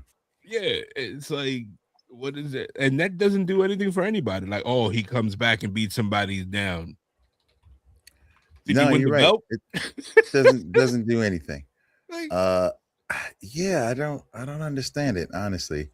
But I think you can at least get a good match out of it. Like, but yeah, we don't even have any like grudges going on. Like usually at Mania, there's the grudge match that gets settled. You know what I'm saying? Like, there's no big grudge that doesn't need a title. It's gonna be LA Knight with the booking team. Yeah. LA Knight versus the Bookers is the only thing I want to see. Because yeah, this guy. And like I almost feel like about his match yesterday. No, like he qualified. He ended the show like if it was a triumphant moment. I was like, he's been doing the same thing for the last like 14 months. Right. You're like, bro, we know how this works. Like, we know what's happening. Don't play with our emotions. He qualifies, he wins the title match, and then he forgets how to wrestle when he goes to the title match. I think it's too late. I think it's done. It's too late. I mean, maybe it's never too late in wrestling, but I think they had the moment. He was white hot and they didn't pull the trigger, and now it won't mean as much. You know what I mean? I still think back to this dude winning the title. What was that? And maybe some of this stuff is his own fault. You remember when he was US champ and he like dropped the belt coming in the ring? Like, there's that. He grabbed the sign. You know what I mean? Like, there's been times where maybe some of this stuff has been his own doing. Apparently, he botched in the freaking Money in the Bank last year. I just think they give him a much shorter leash when it comes to this stuff. When it's like, man, you just made the worst mistake of the show, and he's like, but what? Like, everybody's still happy, and it happened the way it's. Sorry, man, you just did the worst thing you could ever do. Like, here's where things is gonna be weird, and like, you always hear these theories based on booking, and we'll find out more about this week. Whereas, like, let's say Cody does not qualify, right? Then I think they're gonna pursue the Cody versus Drew title match at an elimination chamber, and then it could easily, let's say Cody opens up the show, he wins the belt clean from Drew. And then all of a sudden, Elimination Chamber starts to be mathematically in Randy Orton's favor, because that is the match that they are like, well, that's the premium match it's going to be Cody versus RKO, like Randall Keith Orton. And then it's like, then it kind of everything else falls into place in a bad way. Like, then it's going to be Drew and Jacob in another blood feud, because these are two guys that are like, I'm mad at you, I'm mad at each other, but apparently we don't care that now we have nothing to fight for except our hatred of Cody. Like, well, let's also just go ahead and jump the shark moment here and acknowledge the fact that Cody Raheem Rhodes acknowledged his Raheem nickname in the ring on the mic. Oh, God. Yeah, Ran in the worst way possible. Ran was like, bro, I really wish he didn't do that. Was like, I hate this. Like, in the worst way possible that he could have done it. Like, and I don't know who wrote it. I'm not even gonna blame him, because somebody wrote that, and then somebody else thought, that's good. Let's get him. Let's do it. Like, I don't like it at all. And apparently, in the middle of Black History Month. And this is already the worst Black History Month for wrestling fans. But like, apparently that same day he announced like a fully like kid-centered line of merch. And then he did this that evening. Like, the shirt he was wearing was part of the line. It's like this cartoon Cody Rhodes shirt. But then it's the timing. It's like they could have, if you wanted to do it, there's so many other ways. Oh, for dick sure. joke though. So yeah, they used it as on a dick joke. So bad, so bad. So you don't y'all think this Cody's gonna say what he goes out there and says? Like, he's as big He as probably looked at it and he was like, yeah. Really? I think and again, I don't know anything about promos. I'm not a wrestler. I've never been a wrestler. Rand would probably know more than us. I feel like they get bullet points and they're like, yo, you got to say this. And then it depends on how you get there. You get there the rest of the way. Maybe, Al Mal, what's up? Thank you for the rating. It goes back and forth. Like, some of the time this is what you have to say because this is the way what we need said. Or it's, hit these parts, fill in as needed. And with Cody, it's probably that. And I wouldn't be surprised at all if this was a Cody idea. I don't know. That stinks of Michael Hayes, dog. I don't know why. I feel like Michael Hayes. It's just, oh man, like what a bad. And Michael Hayes was probably like, and it's Black History Month. Right. Yeah, this will be great. This is gonna go great. So and then next week we're gonna have the Black Cody Rhodes t-shirts. Get it? Look, it's right here. It's already printed. Gosh. Yep, they're gonna have the Raheem on the tee. See, if it was AEW, the shirt would be on sale that night. Yeah, because they can print on demand. WWE has to order 1.5 million. It's gonna take some time, but yeah, like they can't do it automatically like that. But I'm really surprised if I don't. I'll be surprised if I don't see the pen and pixel masterpiece style shirt with Raheem on it. Oh God, and him with some gold teeth or something. Focusing outside of that, we did have low key, like the worker belt is the U.S. title. Like I would have never said this in like a couple months. A couple months ago, I would have never said this. But Carmelo Hayes and Miz left it all in the ring that on Friday. Well, it's amazing what happens when you put two consistent workers together and let them just go. Yeah, but to the point that now I can't wait for, the wrestling obvious of like, hey, like, think of Step Brothers when they first met. I feel like that's how Carmelo Hayes and Trick Williams are going to interact and be like, hey, I hate you. Remember that? And then that feud at WrestleMania is going to be crazy. Dude, how must Carmelo feel that he's like, yeah, Trick was my errand boy. They brought me up 2 years before him. And now Trick is walking out like $1 million freaking every time. It's because he didn't have lemon pepper steppers. That line pops me every single time. I know because you text it every time you see him. Every time. Bro, we have gotta no idea. We gotta saw it, right? Well, again, I'm not a big NXT watcher like y'all. I know when I saw them side by side, I was like, "That's the guy." You know what I mean? The time that ain't the most Vince thing he never said. Hey, the big one. I'm sorry. I am so sorry, bro. But yeah, it's like, oh yeah, he cool, but who's that? You know what? You know what broke me? You know what broke me as a fan that I was like, oh my God, this is the greatest thing since sliced bread.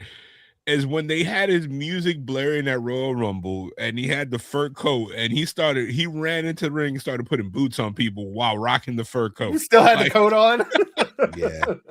I mean, I can't lie, man. Like, and it's not even about the size. I just think Trick has the look. You know what I mean? Not even the look. He has he got the swag. Yes. Not like to say that charisma. Melo doesn't have swag, but when they the time that I saw it completely, and it wasn't even on TV for the majority of it, was at the NXT show that the New Day dropped the belts.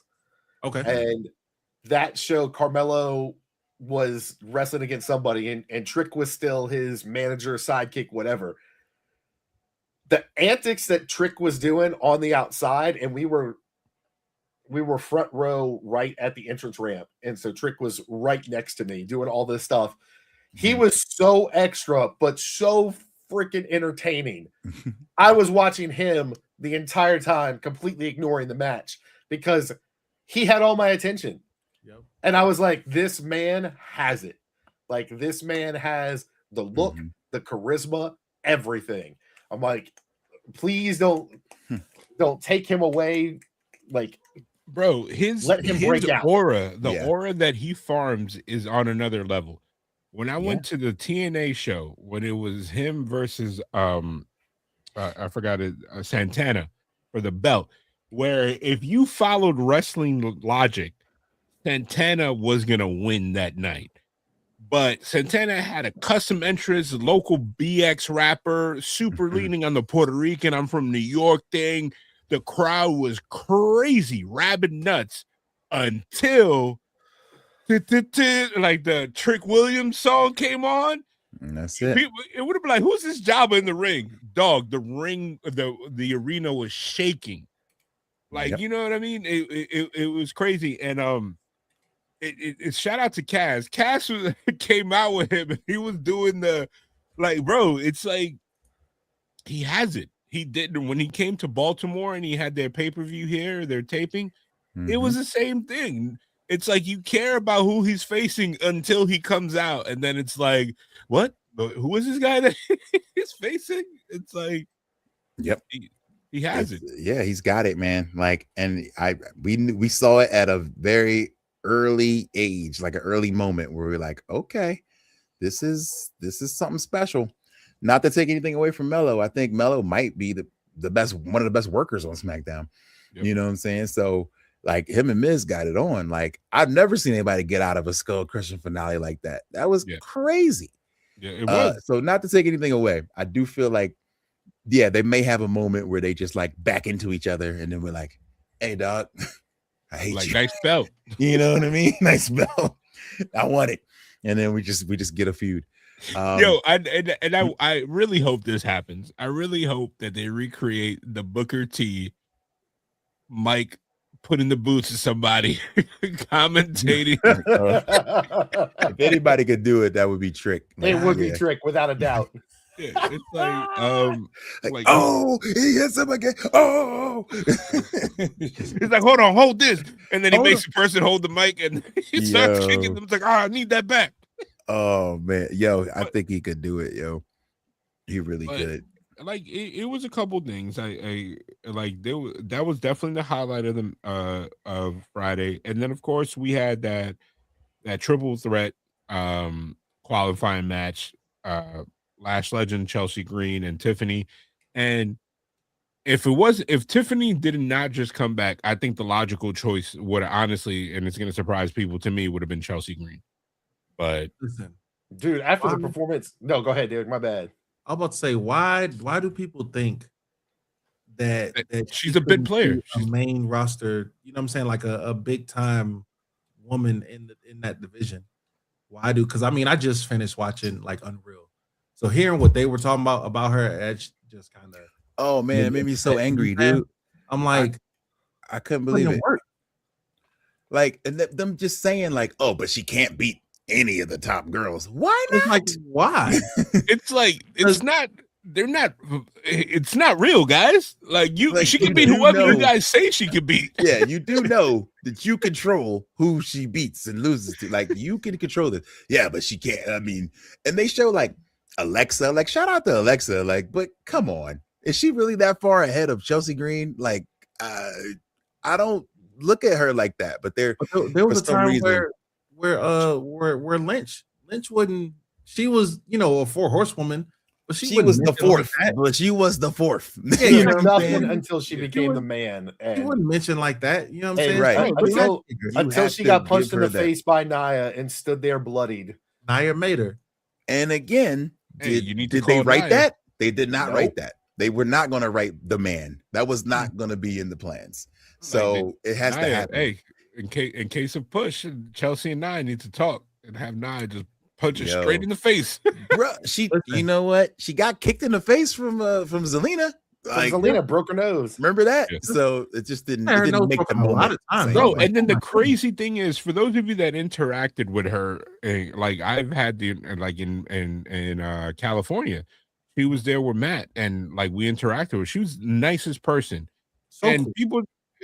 The people that don't know, she's in phenomenal shape. So this whole rhetoric, like, I don't get it. Like, she's in there doing her reps.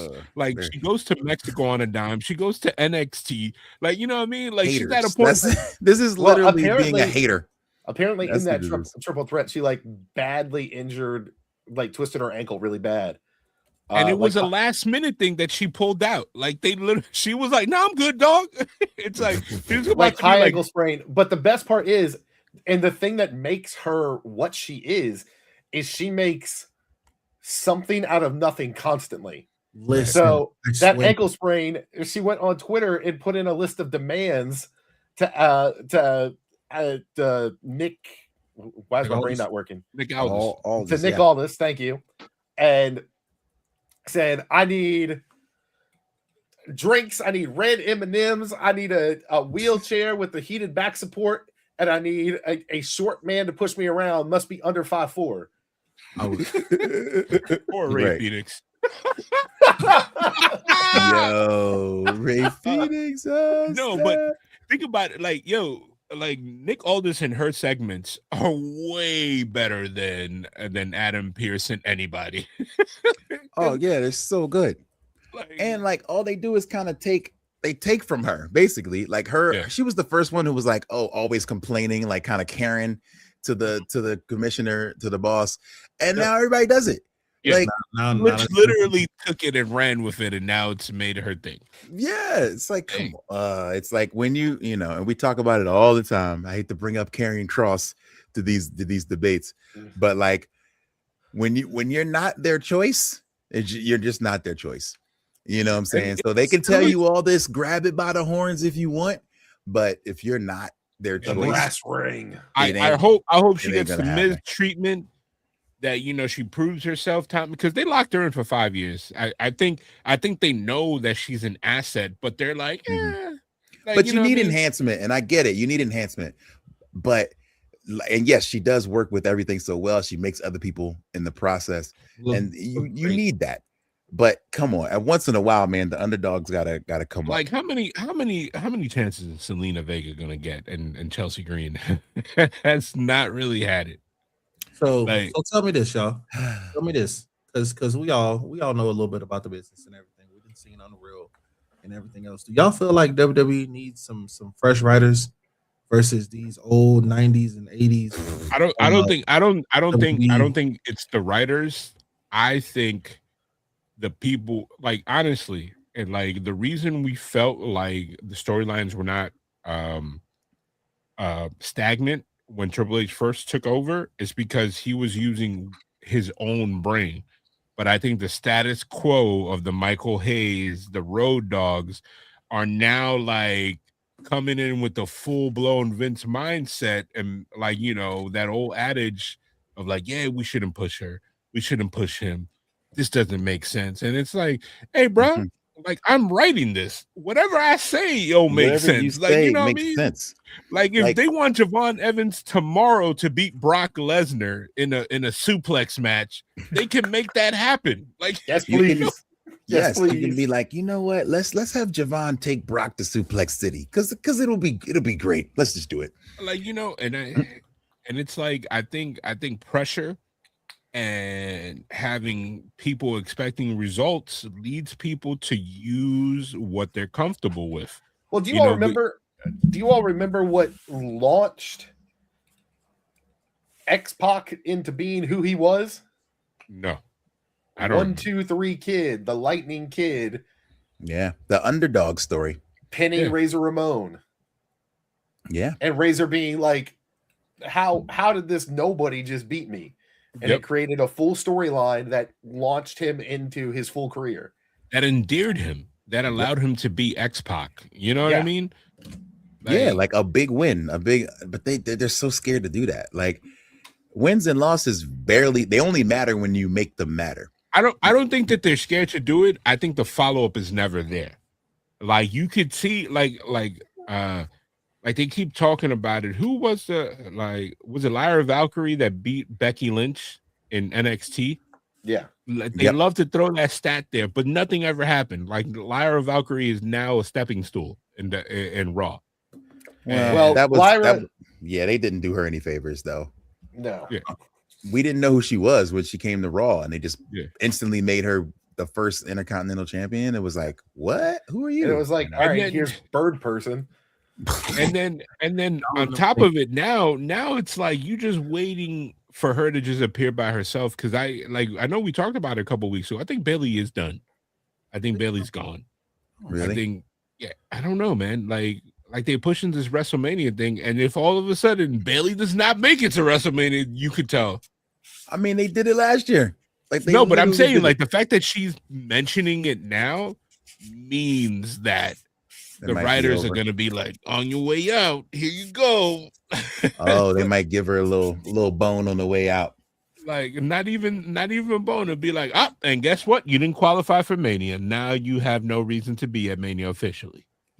Well, I wanted to go back and check because I remember her saying, I don't know if she re-upped, but in April of last year, she said she had a year and a half left on her deal. Mm-hmm. So if she has not re-upped, she's done by the end of this year. Which means in wrestling terms, by SummerSlam, she's going to be gone. Yep. That's SummerSlam. So if we see her either start taking some bad L's or she just suddenly gets a push, then we know what's up. Yeah, and it's crazy. 2 years ago, we were like, cue Vince Carter crying and all this stuff. Don't we us. I've been saying trade her to AEW immediately. No. But I'm saying 2 years ago, Royal Rumble, cue the Vince Carter crying, doing like this when she won, and we're like, yo, she's back. But they had no plans. She won the belt, and it's like, oh my God. And then now, like it's insane to me. Like they're completely right. Like, and shout out to the announcers for using these monikers. Like Io Sky, we talked about it last week.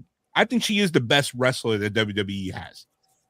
Like the fact that they're calling her the best wrestler on the planet. Did Asuka get hit by a car or something? Asuka is showing her age. And like Io Sky has been Asuka's protege from the beginning. Like they like you know what I mean? It's like how old is Asuka? Hold on. I need Asuka is hold on. She is 44. Okay, all right. That's fair. Damn. I didn't realize that. Yeah, I thought she was like 38. Dang. Okay, I mean, you can tell that even what she wears now is completely different than when she came in. Like, that a sign of her age? Because no. I just think she's more conservative. I think Japanese wrestlers, they switch up to show an era. Like, like it's a thing. Like, you know what I mean? Like when in New Japan, when Okada changed up his ring gear, it was because he was like, all right, this is a character shift for me. Just like in AEW, nobody cares about what he wears anymore because he wears like trunks, regular like black trunks. It's like, all right, I'm Okada in name alone. Like, you know what I mean? Like, well, it's because he's in AEW and all they do is have him go, bitch. Right. Well, he's still is a tremendous talent in between those ropes. No. Oh yeah. If they let him be, it'd be amazing. I think Like, he's on coast mode, but if anybody deserves coast mode, it's probably Okada. now, Okada and Kenny. speaking Kenny, of Okada, I'm excited because I fell into a different side of the Why internet. did Brandon and I just trade places? What in the world? I don't know, because you guys are part of the movie now, because there's double D and double M. DD and DM. DD and MM. But like, By I that heard logic, Javon whispers. Evans should be winning the Rumble. What logic? Which logic? Wait, I think I missed it. Which logic? I mean, I'm completely all right with Javon Evans winning. Here for it. No, about like they're the ones that control it. I think that's what they're saying. Oh, okay. That logic. But like think about this, and this is something, I'm getting a little bit off topic, but it kind of has something to do with like old wrestlers getting new character shifts. They're saying that and again, like no major outlet has picked it up, but it's been whispers and rumors that Shinsuke is now rocking his old heel style New Japan gear, because word on the street is that all the latest New Japan guys that are leaving are going to end up in a faction with him, which, if true, that could change some things. You know what I mean? So Evil and who? And their junior heavyweight champion. Oh, the guy that Hiromu. Yeah. Ooh, okay. Now that could be interesting. And then who's also a free agent? What's his name? Mr. Tranquilo himself. Oh man, don't even get my hopes up. Yo, if they bring those 4 guys, even though they're from Isn't two different so factions. Naito didn't sign with who, Noah or whatever? No, Naito is on like a per appearance with Noah. Like that's the whole thing. That, like nobody's like Naito's not hurt, but he's not wrestling as much as he wants, as people assumed he was. I wouldn't. All these guys are staying. Like Man. I feel like they're gonna go together. I don't know to where, but people keep saying WWE. It is really odd that Naito hasn't done AEW when everybody else has. Naito and WWE would be one of the biggest shocks that. Yeah, that would. I can't wrestling see it. For me. I agree. I can't see that. But think about it. If somehow Nakamura is like, "Hey, dog, let's do this," and they all it's paid, sweet over here. It's nice. I get to surf every day. You know what I mean? If they get together, and the simple fact that you get that faction together, that to me is like Q Vince Carter. Like you are all about Vince Carter right now. A lot of the Vince Carter emotions. But what if we get Royce Keys entrance in the Rumble, where it just completely goes over like a wet fart and nobody even notices? Like, who's to say those guys get a reaction in the WWE? I think Naito does. And maybe that's wishful thinking on my part because I like Naito, but I think Naito is a big enough name and has the whole gimmick thing that people can catch on to. I think that's something that gets over. I hope so, but I just don't know.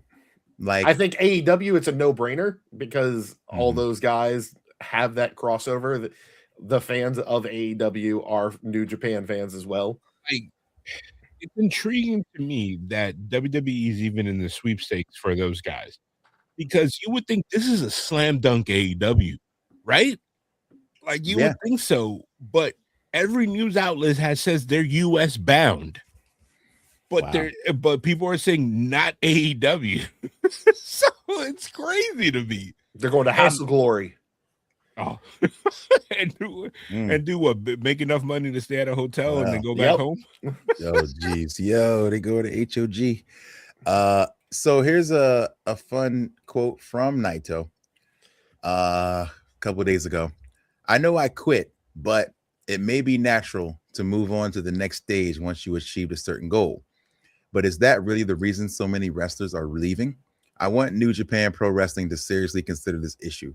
If we don't find out what is the cause for the departure of so many wrestlers, especially those who are so passionate about their work, I feel like we'll see even more wrestlers leaving next year and the year after. While it is a critical situation, it may be an opportunity for a sudden turnaround. Generational change is a difficult issue for the world of pro wrestling, but with the departure of top names, it seems like there is no choice but to renew the ranks.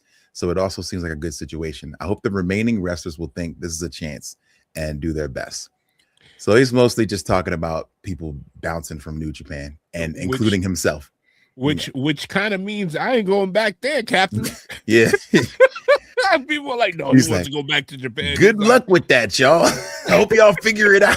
He's probably like until WWE pays me $0, I'm gonna be like, hey, hey, this is the deal. And it's like, you just signed it. It's like, oh, I don't care. It's like we don't. Like, yeah, I hope y'all sort that out. Like, good no. luck. I'll be in the States. Bye. Oh man. Vampire said they're going to GCW. Oh, to do what? To talk shit about FE versus Naito. Let's go. First of all, you know what? It's a lot that has changed in the last year or so. Like, I don't think Fatu's going. Zilla. I don't think Zilla is going to WWE. You know, I've been seeing a lot of chatter that speaks to, you know, that being the case. I don't know, and we don't know nothing, but there's a lot of chatter on the internet that it was not the slam dunk that everybody thought it was. Yeah. And he was kind of operating like it was, you know. And now people are like, oh, remember you were at this meeting and you weren't very nice. Remember you talked to this guy, you weren't very nice. Remember you got drunk at this thing. Like, people are all bringing up all these character issues, and usually when that happens, you know, word be getting around. So, and it's surprising to me. He's a cool dude when you speak to him one-on-one, at least in my experience. I can't talk about, like, I've never been around him when he's like blasted or whatever, drunk or whatever. You know what I mean? But it feels like the protection around him is shattering. Like, why is he talking about Brett now? Like, you know what I mean? Why is he hopping on lives? Why is he doing this? If anything, he's Jacob Fatu's closest cousin. You saw how long Jacob had to wait. You saw how many years of them going, dog, are you going? And him going, well, you know, at some point.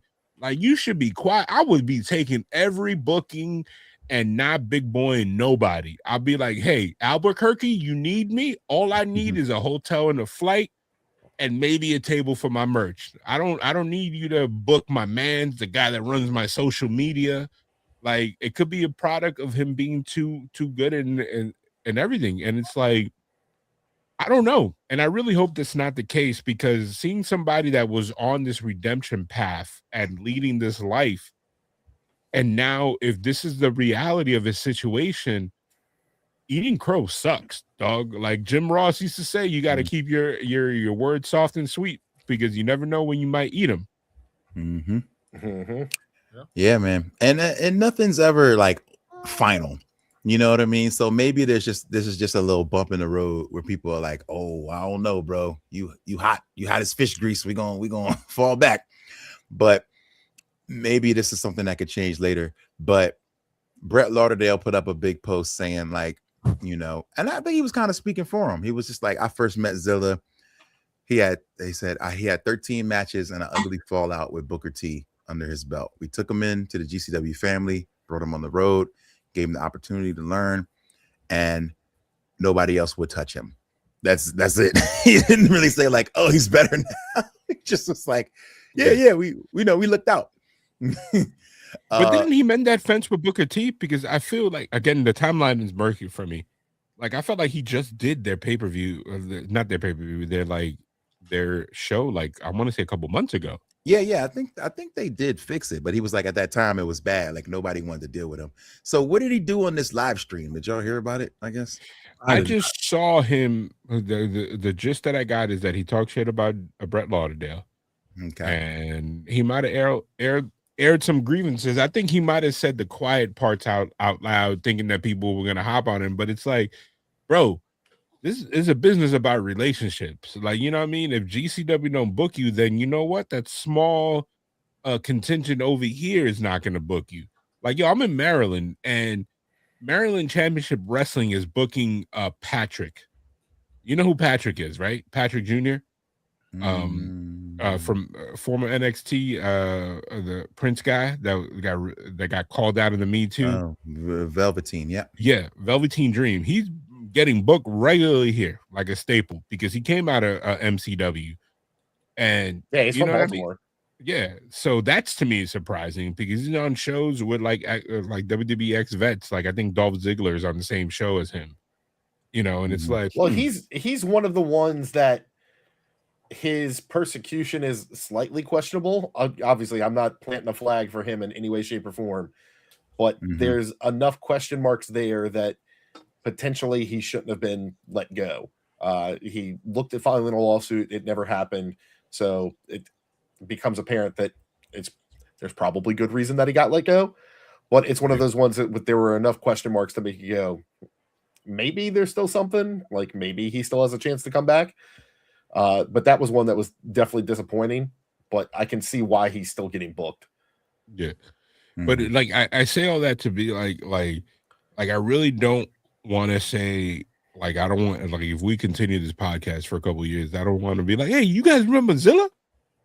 Like, man, like anybody wants to, any of us want to be like that. Yeah, man. I mean, I hope all works and goes well. Someone else brought up he tends to say, like you said, the quiet part out loud, and he also made some. I think a month ago, last thing I saw about him, he mentioned Stone Cold too, because somebody asked him about Masha Slamovich, and I'm not sure if y'all all know that story, but there was like a big domestic situation, and he kind of was like, okay, well, don't we still cheer for Stone Cold when he pops up? Like we know the story, we know the background, we know the history, but we still get excited. You know what I mean? Basically being like everybody was coming down on Masha over a private situation that kind of blew up on socials, but we don't keep that same energy for the biggest star in the business, And again, it's like quiet part out loud. Like, I hate to be like, hey man, you're not wrong. Yeah, but definitely not wrong. And you're not wrong, but you must also be aware that there could be consequences when you say Vampire Anarchy said it best. He said every wrestling family has one wrestler that can't keep their mouth shut. Teddy Hart literally was the biggest thing to ever, like, yo, I've never seen anybody as like naturally talented as this dude. Like if it was any tumble athletic flip or whatever, he could do it. But this man, like, it's like every time, it's like if he was a cowboy, every time he pulled out his pistol, instead of pointing it forward, he would shoot his foot. Like every opportunity. Like from CM Punk to anybody to like the unexplicable ROH. If you don't know about the more uglier side, at an ROH pay-per-view, which was like their final battle, he was so upset with the finish that after he took the pin, he jumped on the cage and started doing backflips while he took somebody's finisher. And it was just like, dog, like, what is wrong with you, fam? Maybe you shouldn't do that. So I would love to put this to bed. I don't know if anybody in the comments know, but there's been a debate that popped up again. RE Stone Cold Steve Austin.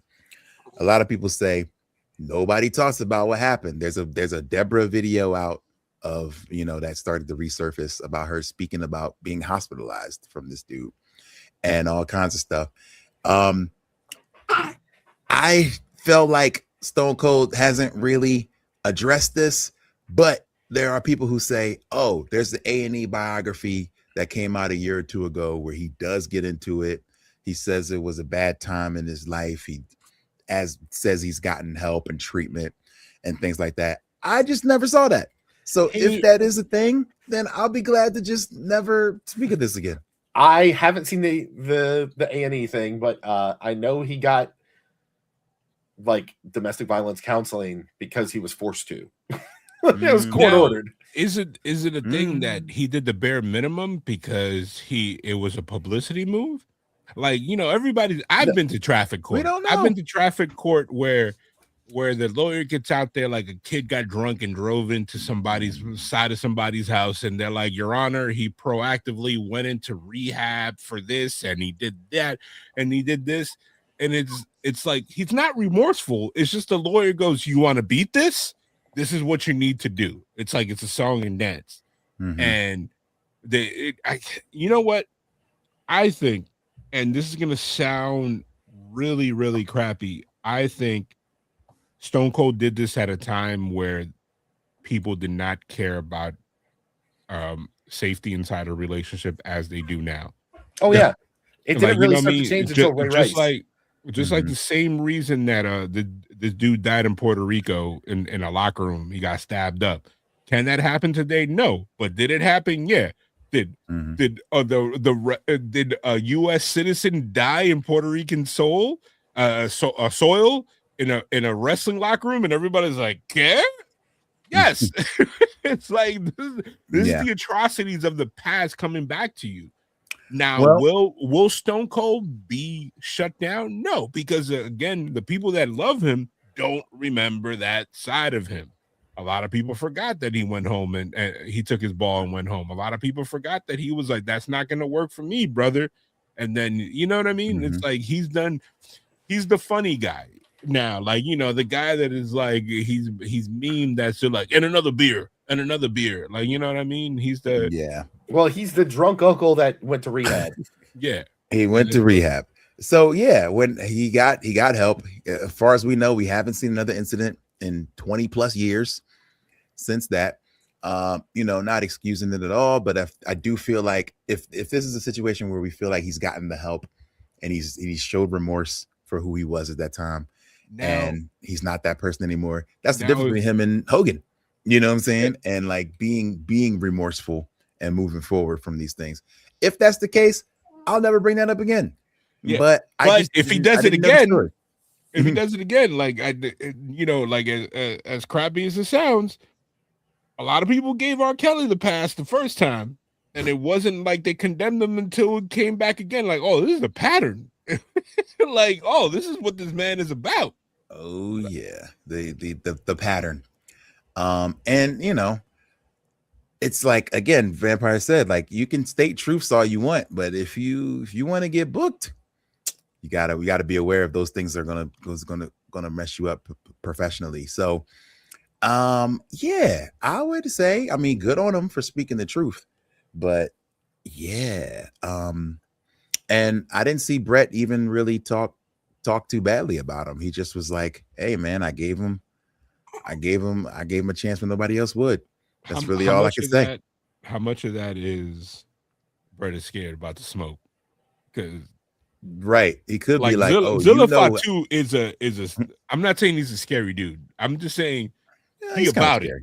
He's kind of scary. That life. He's about that life. Like, you know what I mean? Like, and Brett Lauderdale is like 5'5", middle-aged white man that that is easily available. But going on to something more positive, bro. Please don't mess with Obafemi's push. He's going in. Come on, bro. Coming in and just tossing everybody. It's like, Have y'all noticed that they've changed they tweaked his entrance? Like, he talks now when he comes down to the ring versus in NXT. It was just a strut. Yeah. I mean, I like it. Like his promo from last night when he was talking about, he's like, the future isn't now, the future is here. And you're looking at him. I'm like, how come they didn't give this man a mic in NXT? Like, this is amazing. I met him at Mania last year. He was cool. He was chill. Ah, nice. Chill guy. He's big than a mug though.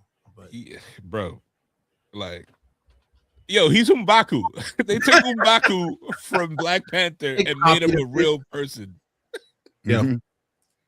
How tall is he? Yeah. He's taller than you, is he, or no? Are you in the same height? I don't know if he's taller than me. Somebody look it up. I hear somebody typing. I'm typing 6'6". Okay. Dang. He is taller than you. It's a big boy. My height. Me and Shane the same height. Yeah, some big boys. Yo, he big. I'm only 6'4". I'm probably 6'3" now with all my knee injuries. Oh, my bad. He lost some height. Bro, he's tall as me. Like, man, he. I feel like got me wanting to get back in the gym. I'm like, yeah, you like always been taller than me. He's a special talent. I feel like man, like we come so far, and I don't knock on wood. I don't want to jinx it. Like what they're But doing with man, oh Javon. man, and I know you all already chatted about it, but way to absolutely bury a multi-time tag team champion. Man, Ah, would you have rather it been the Was New it a Day? burial? I don't think it was a full burial because they were like it wasn't a match. They kept emphasizing they were like this Yeah. like seemed like a burial. Like it wasn't a match. It wasn't a match. He just attacked him. Like you know what I mean. There was no strategy. Like you know what I mean. It's just like they were just shocked that this guy was approaching them. But Kit, my man, I don't think Kit was a burial. I think Kit is like, bro, that's what you're there for. Like you know what I mean. Like Yeah, that's what he's there for. I mean, come on, these guys, the Viking, what are they now? Experience Raiders? no, I don't they know. haven't been. They're the Viking Warriors sorry. now. Viking Warriors? Viking, They haven't been the experience since like the pandemic. The Viking War. No, it's the Viking Raiders, right? I don't know. Raiders. they're the Viking Raiders. Okay, so they've been fighting for the tag team titles for like most of the last 2 years. So Yeah. you just you kind of buried them. You But- squashed the shit out of them. He's Match buried no them. Was match. it a squash? If Oh, there yes, was no it is. match, Yes, Call it match what or it no is. match. It was a squash. That I mean, you had last year even there more of a chance to beat them up. There was no rules. There You was no could've rules. They both could have done jumped on 'em. anything. You could have Dog, pulled up a chair. like this time last year, they were tag team champions. So I mean, yo, they're shout really out- imperial. Squash. shout out to Kit Wilson. Kit Wilson's athleticism for him to do that bump, yo, it looked like like Oba tossed him into the ground, bro. The way he sold it was like, bro. he, so word is that Brock and him are on a collision course. I'm here for it. Like, you and wanna- then Will we finally see a black man take down Brock? Oh no, man. I think he Brock does. He does. He makes Brock look small. Like, Probably and did it. that's a hard thing. Yeah, that's Dude. not easy. And I think Brock will be like, I'm still getting paid the same, right? Sure. Let this man toss me. Like, you know what I mean? Just don't punch him accidentally. Don't pull a Braun Strowman. Oh, he can get mad. They ain't no booking. They ain't no booking to save you from that. Once those gloves come off, and he's like, oh. Like, and you see Obafemi just keeps talking to him while they're in a rest hold. He's like, man, you know I didn't mean that. He's like, yep, okay, cool. Let's continue the match. It's like, you sure? It's like, yeah. Let's continue the match.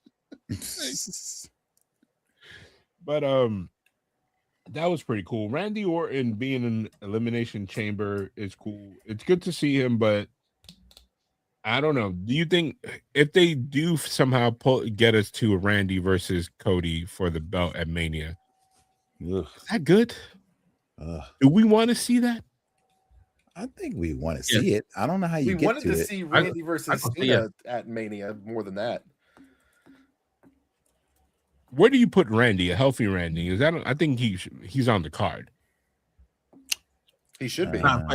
Shouldn't be fighting Joe Hendry again. I know. Just give him another little fun squash.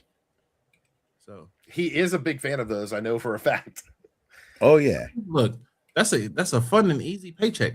Yep. Why would you not be a fan? Yeah. Hey man, listen to me here. Him and the Lucha Bros.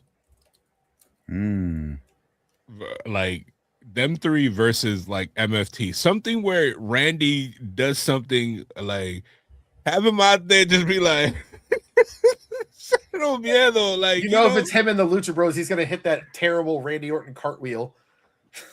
hey man. Yeah. First of all, speaking of Randall Keith Orton, moving on to Raw, did Javon Evans finally dethrone the Evan Bourne Randy No. Orton? No, The No. Evan Bourne Randy Orton, the backflip into the cutter is still. It's- the I don't top. know, but Yeah. that what is it called? The bounty cutter? That what is it? The OG cutter. The OG cutter. That was smooth as hell yesterday. The one that he caught him off the top rope, Yeah, that was smooth as and hell. they both went off opposite top rope. Yeah. That Yeah, it was was nice. that was real legit. And I guess OG Americano is now face. And when I say I absolutely love the banter between the announcers. When Michael Cole, when OG Americano was doing Chad Gable moves, and he was like, Michael Cole was like, that looks very familiar. And then Corey Graves is like, I don't know what you're talking about, Michael. Or when Corey Graves is like, of course, he's been around for 100 years. Yeah. Yo, that is low key. Like a month ago, that would not be a match that I either didn't know I wanted. But now I feel like Grande versus Grande is gonna be amazing. Yeah, that's a Mania match at this point, in my opinion. And I want him to do the face-off poster, like Taker versus Taker from SummerSlam from like 30 years ago. I was gonna say the Spider-Man. Oh man, and it's cool, and I like how they're differentiating. Like Chad Gable's Americano is wearing all American flag, but you guys notice that the Grande Americano that has been around on TV lately, he's wearing all Mexican colors.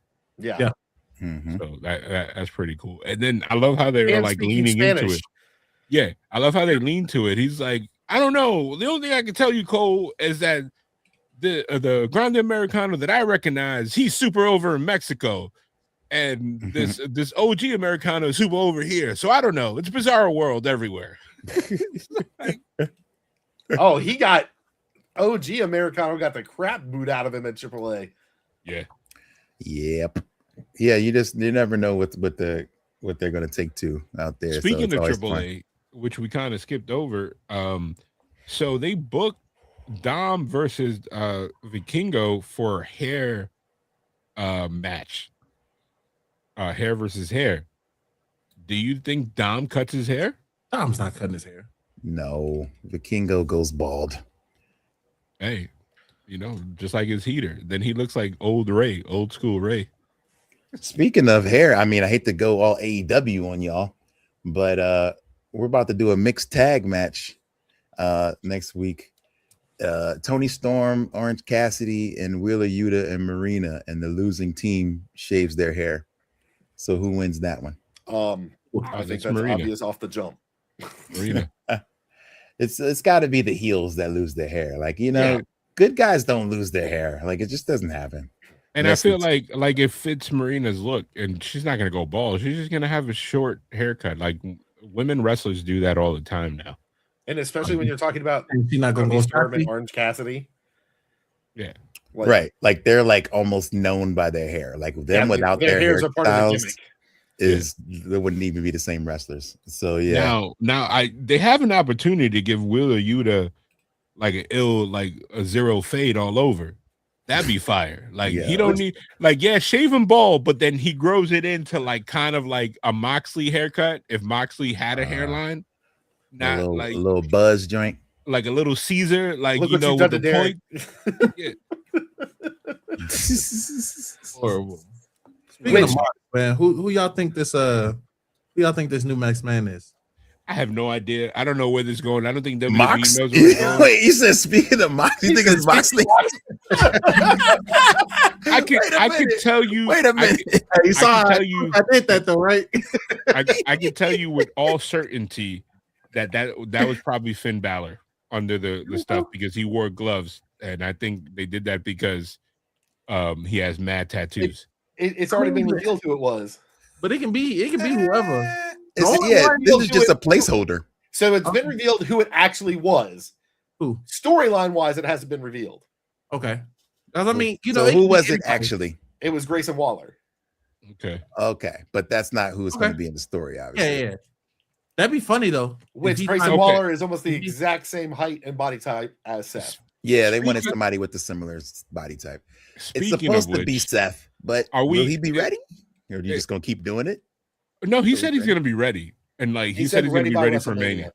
Okay. Yeah. Which means he's ready now. Like, so is the WWE and I want people that are watching to chime in the chat. Is the WWE mark safe from Chris Jericho? Or are we still under threat? Man, you know what? I haven't heard a word. But you know what? They could keep him for Mania. I think he could pop up at Mania. It could be Randy Orton. I mean, The Randy Orton challenge. Don't y'all want to hear Break the Walls Down? I want to hear it in person. I do actually. Just one time. I don't want to hear Break the Walls Down. I want people to just go ape shit on the internet and be like, Judas at Mania. I think we'll know if all of a sudden Randy Orton comes out and is like, I didn't win Elimination Chamber, but I'm gonna be at Mania, and I don't care who you book me against. Then it's like, unless they go full heel and they and they give us Iguana. So a couple things. Actually, Iguana would be crazy. They do the whole countdown. And it's Mr. Iguana. I'm here for it. Wow. So Swerve Strickland said, I texted Chris Jericho. I congratulated him on whatever his decision is going to be. So whatever his decision is going to be, I support him no matter what. You know what I support? If he comes out and it says, I've taken a backstage role with AEW, I'd be like, cue the Vince Carter emotional me. Salute. Here we go, Vince Carter again. More Vince Carter. He'd be like, yes, I've taken a new job. Like, really? What? Backstage. I don't know. Jim Ross said he thinks Chris Jericho wants to end his career in WWE. And they don't. That's where they're at. So what if, okay, this is what you could do. NXT. You keep Gunther unbooked for Mania. And then grand opening and grand closing. Hear me out. Hear me out. I think that'll make Derek a mark for Gunther. Hear me out. You're just like, dang, Gunther ain't got no match on Mania? That's crazy. And then halfway through the show, we get Break the Walls Down. We get this amazing Chris Jericho saying, I love the WWE. I'm so happy to be home. I want to end my career here. And then the lights go out. And somebody get this man. Derek's mad already. Right Derek's now. mad at the thought of this happening. Did you say end your career? I can help you with that right now. Ring the bell. We get a triple threat. Right. Triple threat. Gunther versus Brock versus Chris Jericho. Yeah, only thing that make that better is Brock Lesnar just comes out like, you can't do that. He said, what? Line them all up. Yes, I can. Yo, they just line up all the legends and yo, grand opening, grand closing. We get everything we want in 12 minutes or less. And then all of a sudden, booyaka. Like, you ain't gonna do that?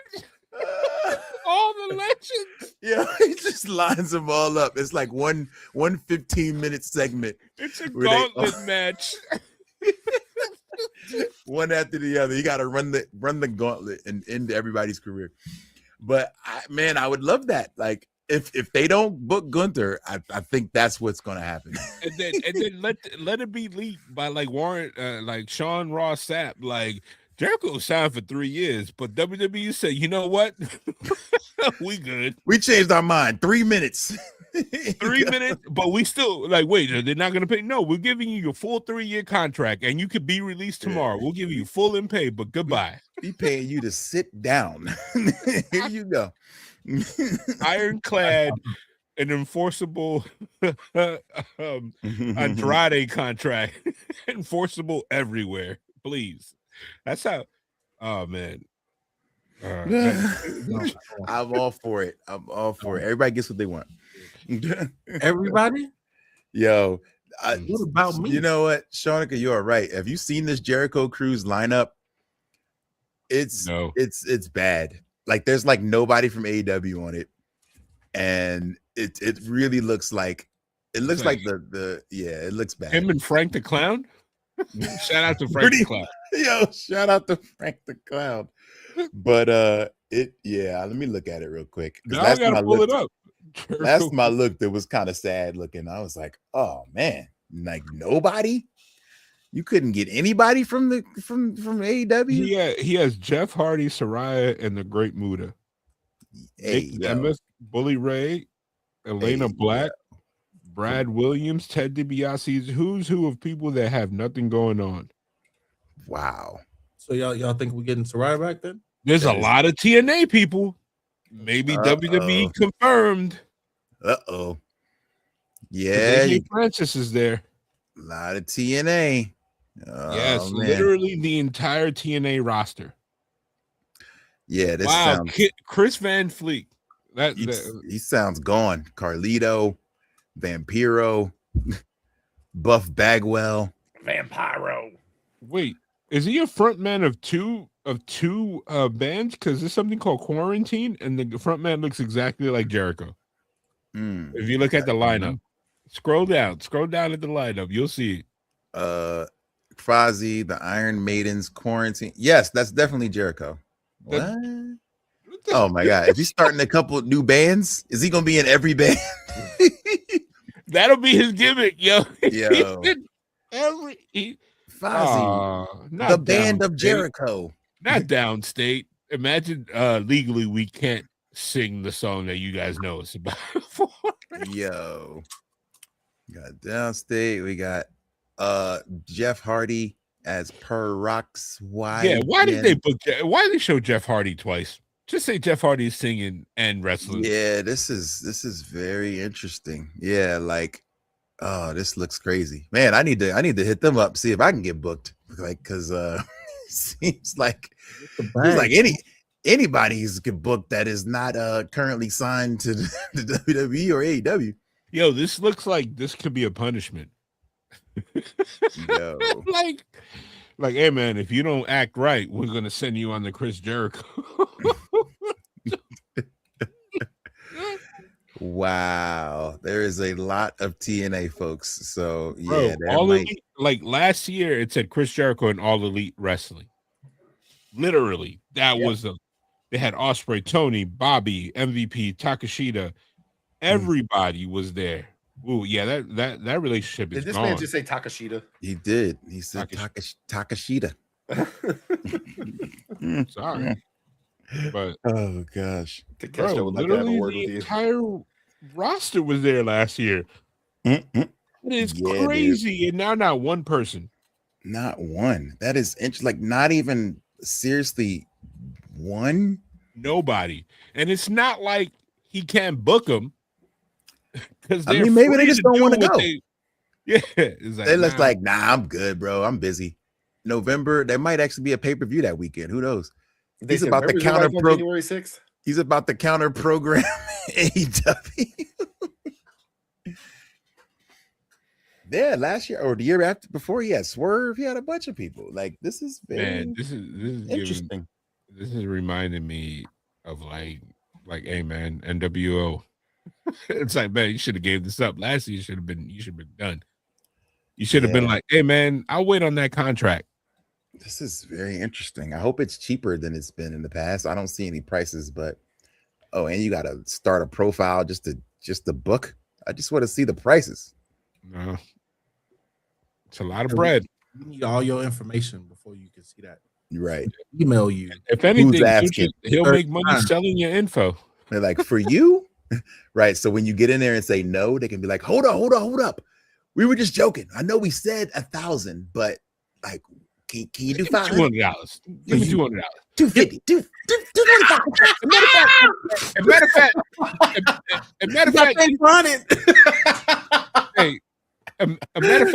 matter of fact, we'll book you in the room with Sonny Ono. Sonny Ono will hang out with you the entire trip. You want to stay with Sonny Ono? Yeah, you do. Come on, you want to share a book? You want to share with Sonny Ono? Come on, we got you. Yo, you know what? I haven't talked to Nick, but I'm pretty sure I can get you Nick Nemesis' room. Yo, who you want to stay with? Bully? We got you. Oh man, we gonna tell him right before he bored, so he might be upset. Like, God damn it. Yeah, he might kill you, but it'll be fun for a minute. I'm gonna send him an email and find out how much. I'll let y'all know next episode. Starts at $1,600. What? Come on, Shanika. My man is crazy. Oh, but yeah. Then again, but TNA is still free to do whatever they want. So it could be that these guys are just like, he probably reached out GCW, he's like, do I want to be an open sea with that roster? Probably not. Right. Right. Understated. Like, I'll just bro. You can tell it's not like he doesn't even have Karrion Kross. Wow. Yeah, like guys that are out there being booked everywhere. No Zilla. Nothing. Nope. Man, hey man, he probably I don't know, Zilla go live about Chris Benoit. That might have been the last straw. Ooh. Jericho's like, don't you play about Benoit. Yeah. That's when I was like, I don't know about him. When he was like, well, like we got all the facts about happening with Chris Benoit. It's like, there's still things that need to be told. It's like, what? What needs to be told? Like he had egos that morning. That could have been it. A lot of people don't know. God. It was egos. He had a bad batch. He had a bad batch, baby. Like, God. So, true or false? Do we get any storyline movement on any card on Friday? Outside of the qualifying match, do we? I was going to say only for Elimination Chamber progression. Like, yeah. Also, for those of you that saw Raw, I didn't like the way Becky AJ angle got booked. Yeah. It's very boring. Right? Not even very boring. It felt like they were both backstage and they're like, hey guys, get to a match. And they were like, what you mean? It was like, we need you to just settle on the booking. You find out how it gets there. They both were like, huh? Yeah. Mm-hmm. And then it like almost guarantees this is a bit out of place because that whole thing should have been resolved already. Yeah. And they didn't do anything to progress it. They just went, smash them together, let's go. And I felt like, and then the crazy thing is, if you believe the internets, they're saying that it's going to end in a smosh that's going to lead to the real match at WrestleMania. So Which AJ takes the L? No, I think it's going to be like a DQ or something crazy. Double count out? No, because WWE doesn't like that. It's going to be somebody in a hoodie. They just did it. Natty. The hoodie again. I was like, wasn't it just a double count out? They just did a double count out. Like less than 24 hours ago? Yeah, what are we talking about with Natty? Yeah. Yeah, but I feel like somehow they're going to shoehorn Maxine and Natty into that angle, and then it's going to lead to a tag match, and people are going to be like, why do we want a tag match? Because everybody needs to get paid on the WrestleMania card. Man, that's what Royal Rumble was for, bro. No, WrestleMania has all the matches so that everybody can get the WrestleMania paid bonus. Yep. It's the biggest bonus of the year, and it's why everybody wants to be on the card. Okay. Yeah, they might as well start mentioning that in storylines. Just being like, I want to get paid. So, you're not screwing me out of a payday, Adam Pearce. At what point do you think do they know where they're going with this Adam Pearce Paul Heyman storyline? I want a resolution to this. This match. is a dragging out stupidity. Yeah, it is like it's the dumbest thing. At least they didn't have Adam Pearce say FAFO, which is like okay. Yeah, that was pretty bad. They could have team Pierce versus team Heyman. At Survivor Series? We're gonna drag this out to Survivor Series? At WrestleMania, silly. We just talked about everybody need to check. Yeah, but we don't need a team matchup. We need to check. Get the Mexicans out. Adam Pearce versus Brock Lesnar. Winner becomes new general manager. I keep thinking, Adam Pearce is going to fight. Like they were just going to do Adam Pearce versus Braun Breaker or something. I don't know. Like I don't know where this is going. Like it just doesn't make a lot of sense. Because it's not making sense. Nah. You know what's funny? Somebody's going to make a best of 2026 video. And they're going to highlight this and be like, this was so underrated. Like 6 years from now, we're going to be like, no, it's not. Nobody cared then. Nobody cared now. Like, this was cinema, but y'all slept on it. Like, all right. Well, I'm going to be the production team and not let us get to a 4-hour show today. So what's everybody got coming up this week? Okay. This week. Well, on the agenda this week is watch more wrestling and watch Marty Supreme to see what the hype is about. I do need to see Marty Supreme, so I'm on that bandwagon for sure. Yes, me too. I have a show this weekend. I'll be at the Music Instrument Museum for 3 days of performance, of chatting, talking about hip hop. It's gonna be a lot of good stuff. That's how you spend your Valentine's Day. Yeah, and Rand is gonna give everybody his thoughts on dinosaurs. I am. The museum. Absolutely. Oh, I just what else do I find? Oh, last thing. I don't know if y'all found out that apparently the world just found out that Powerhouse Hobbs was 41 and no one knew that. What? Apparently, I don't know if he better hit his start in age. the main event.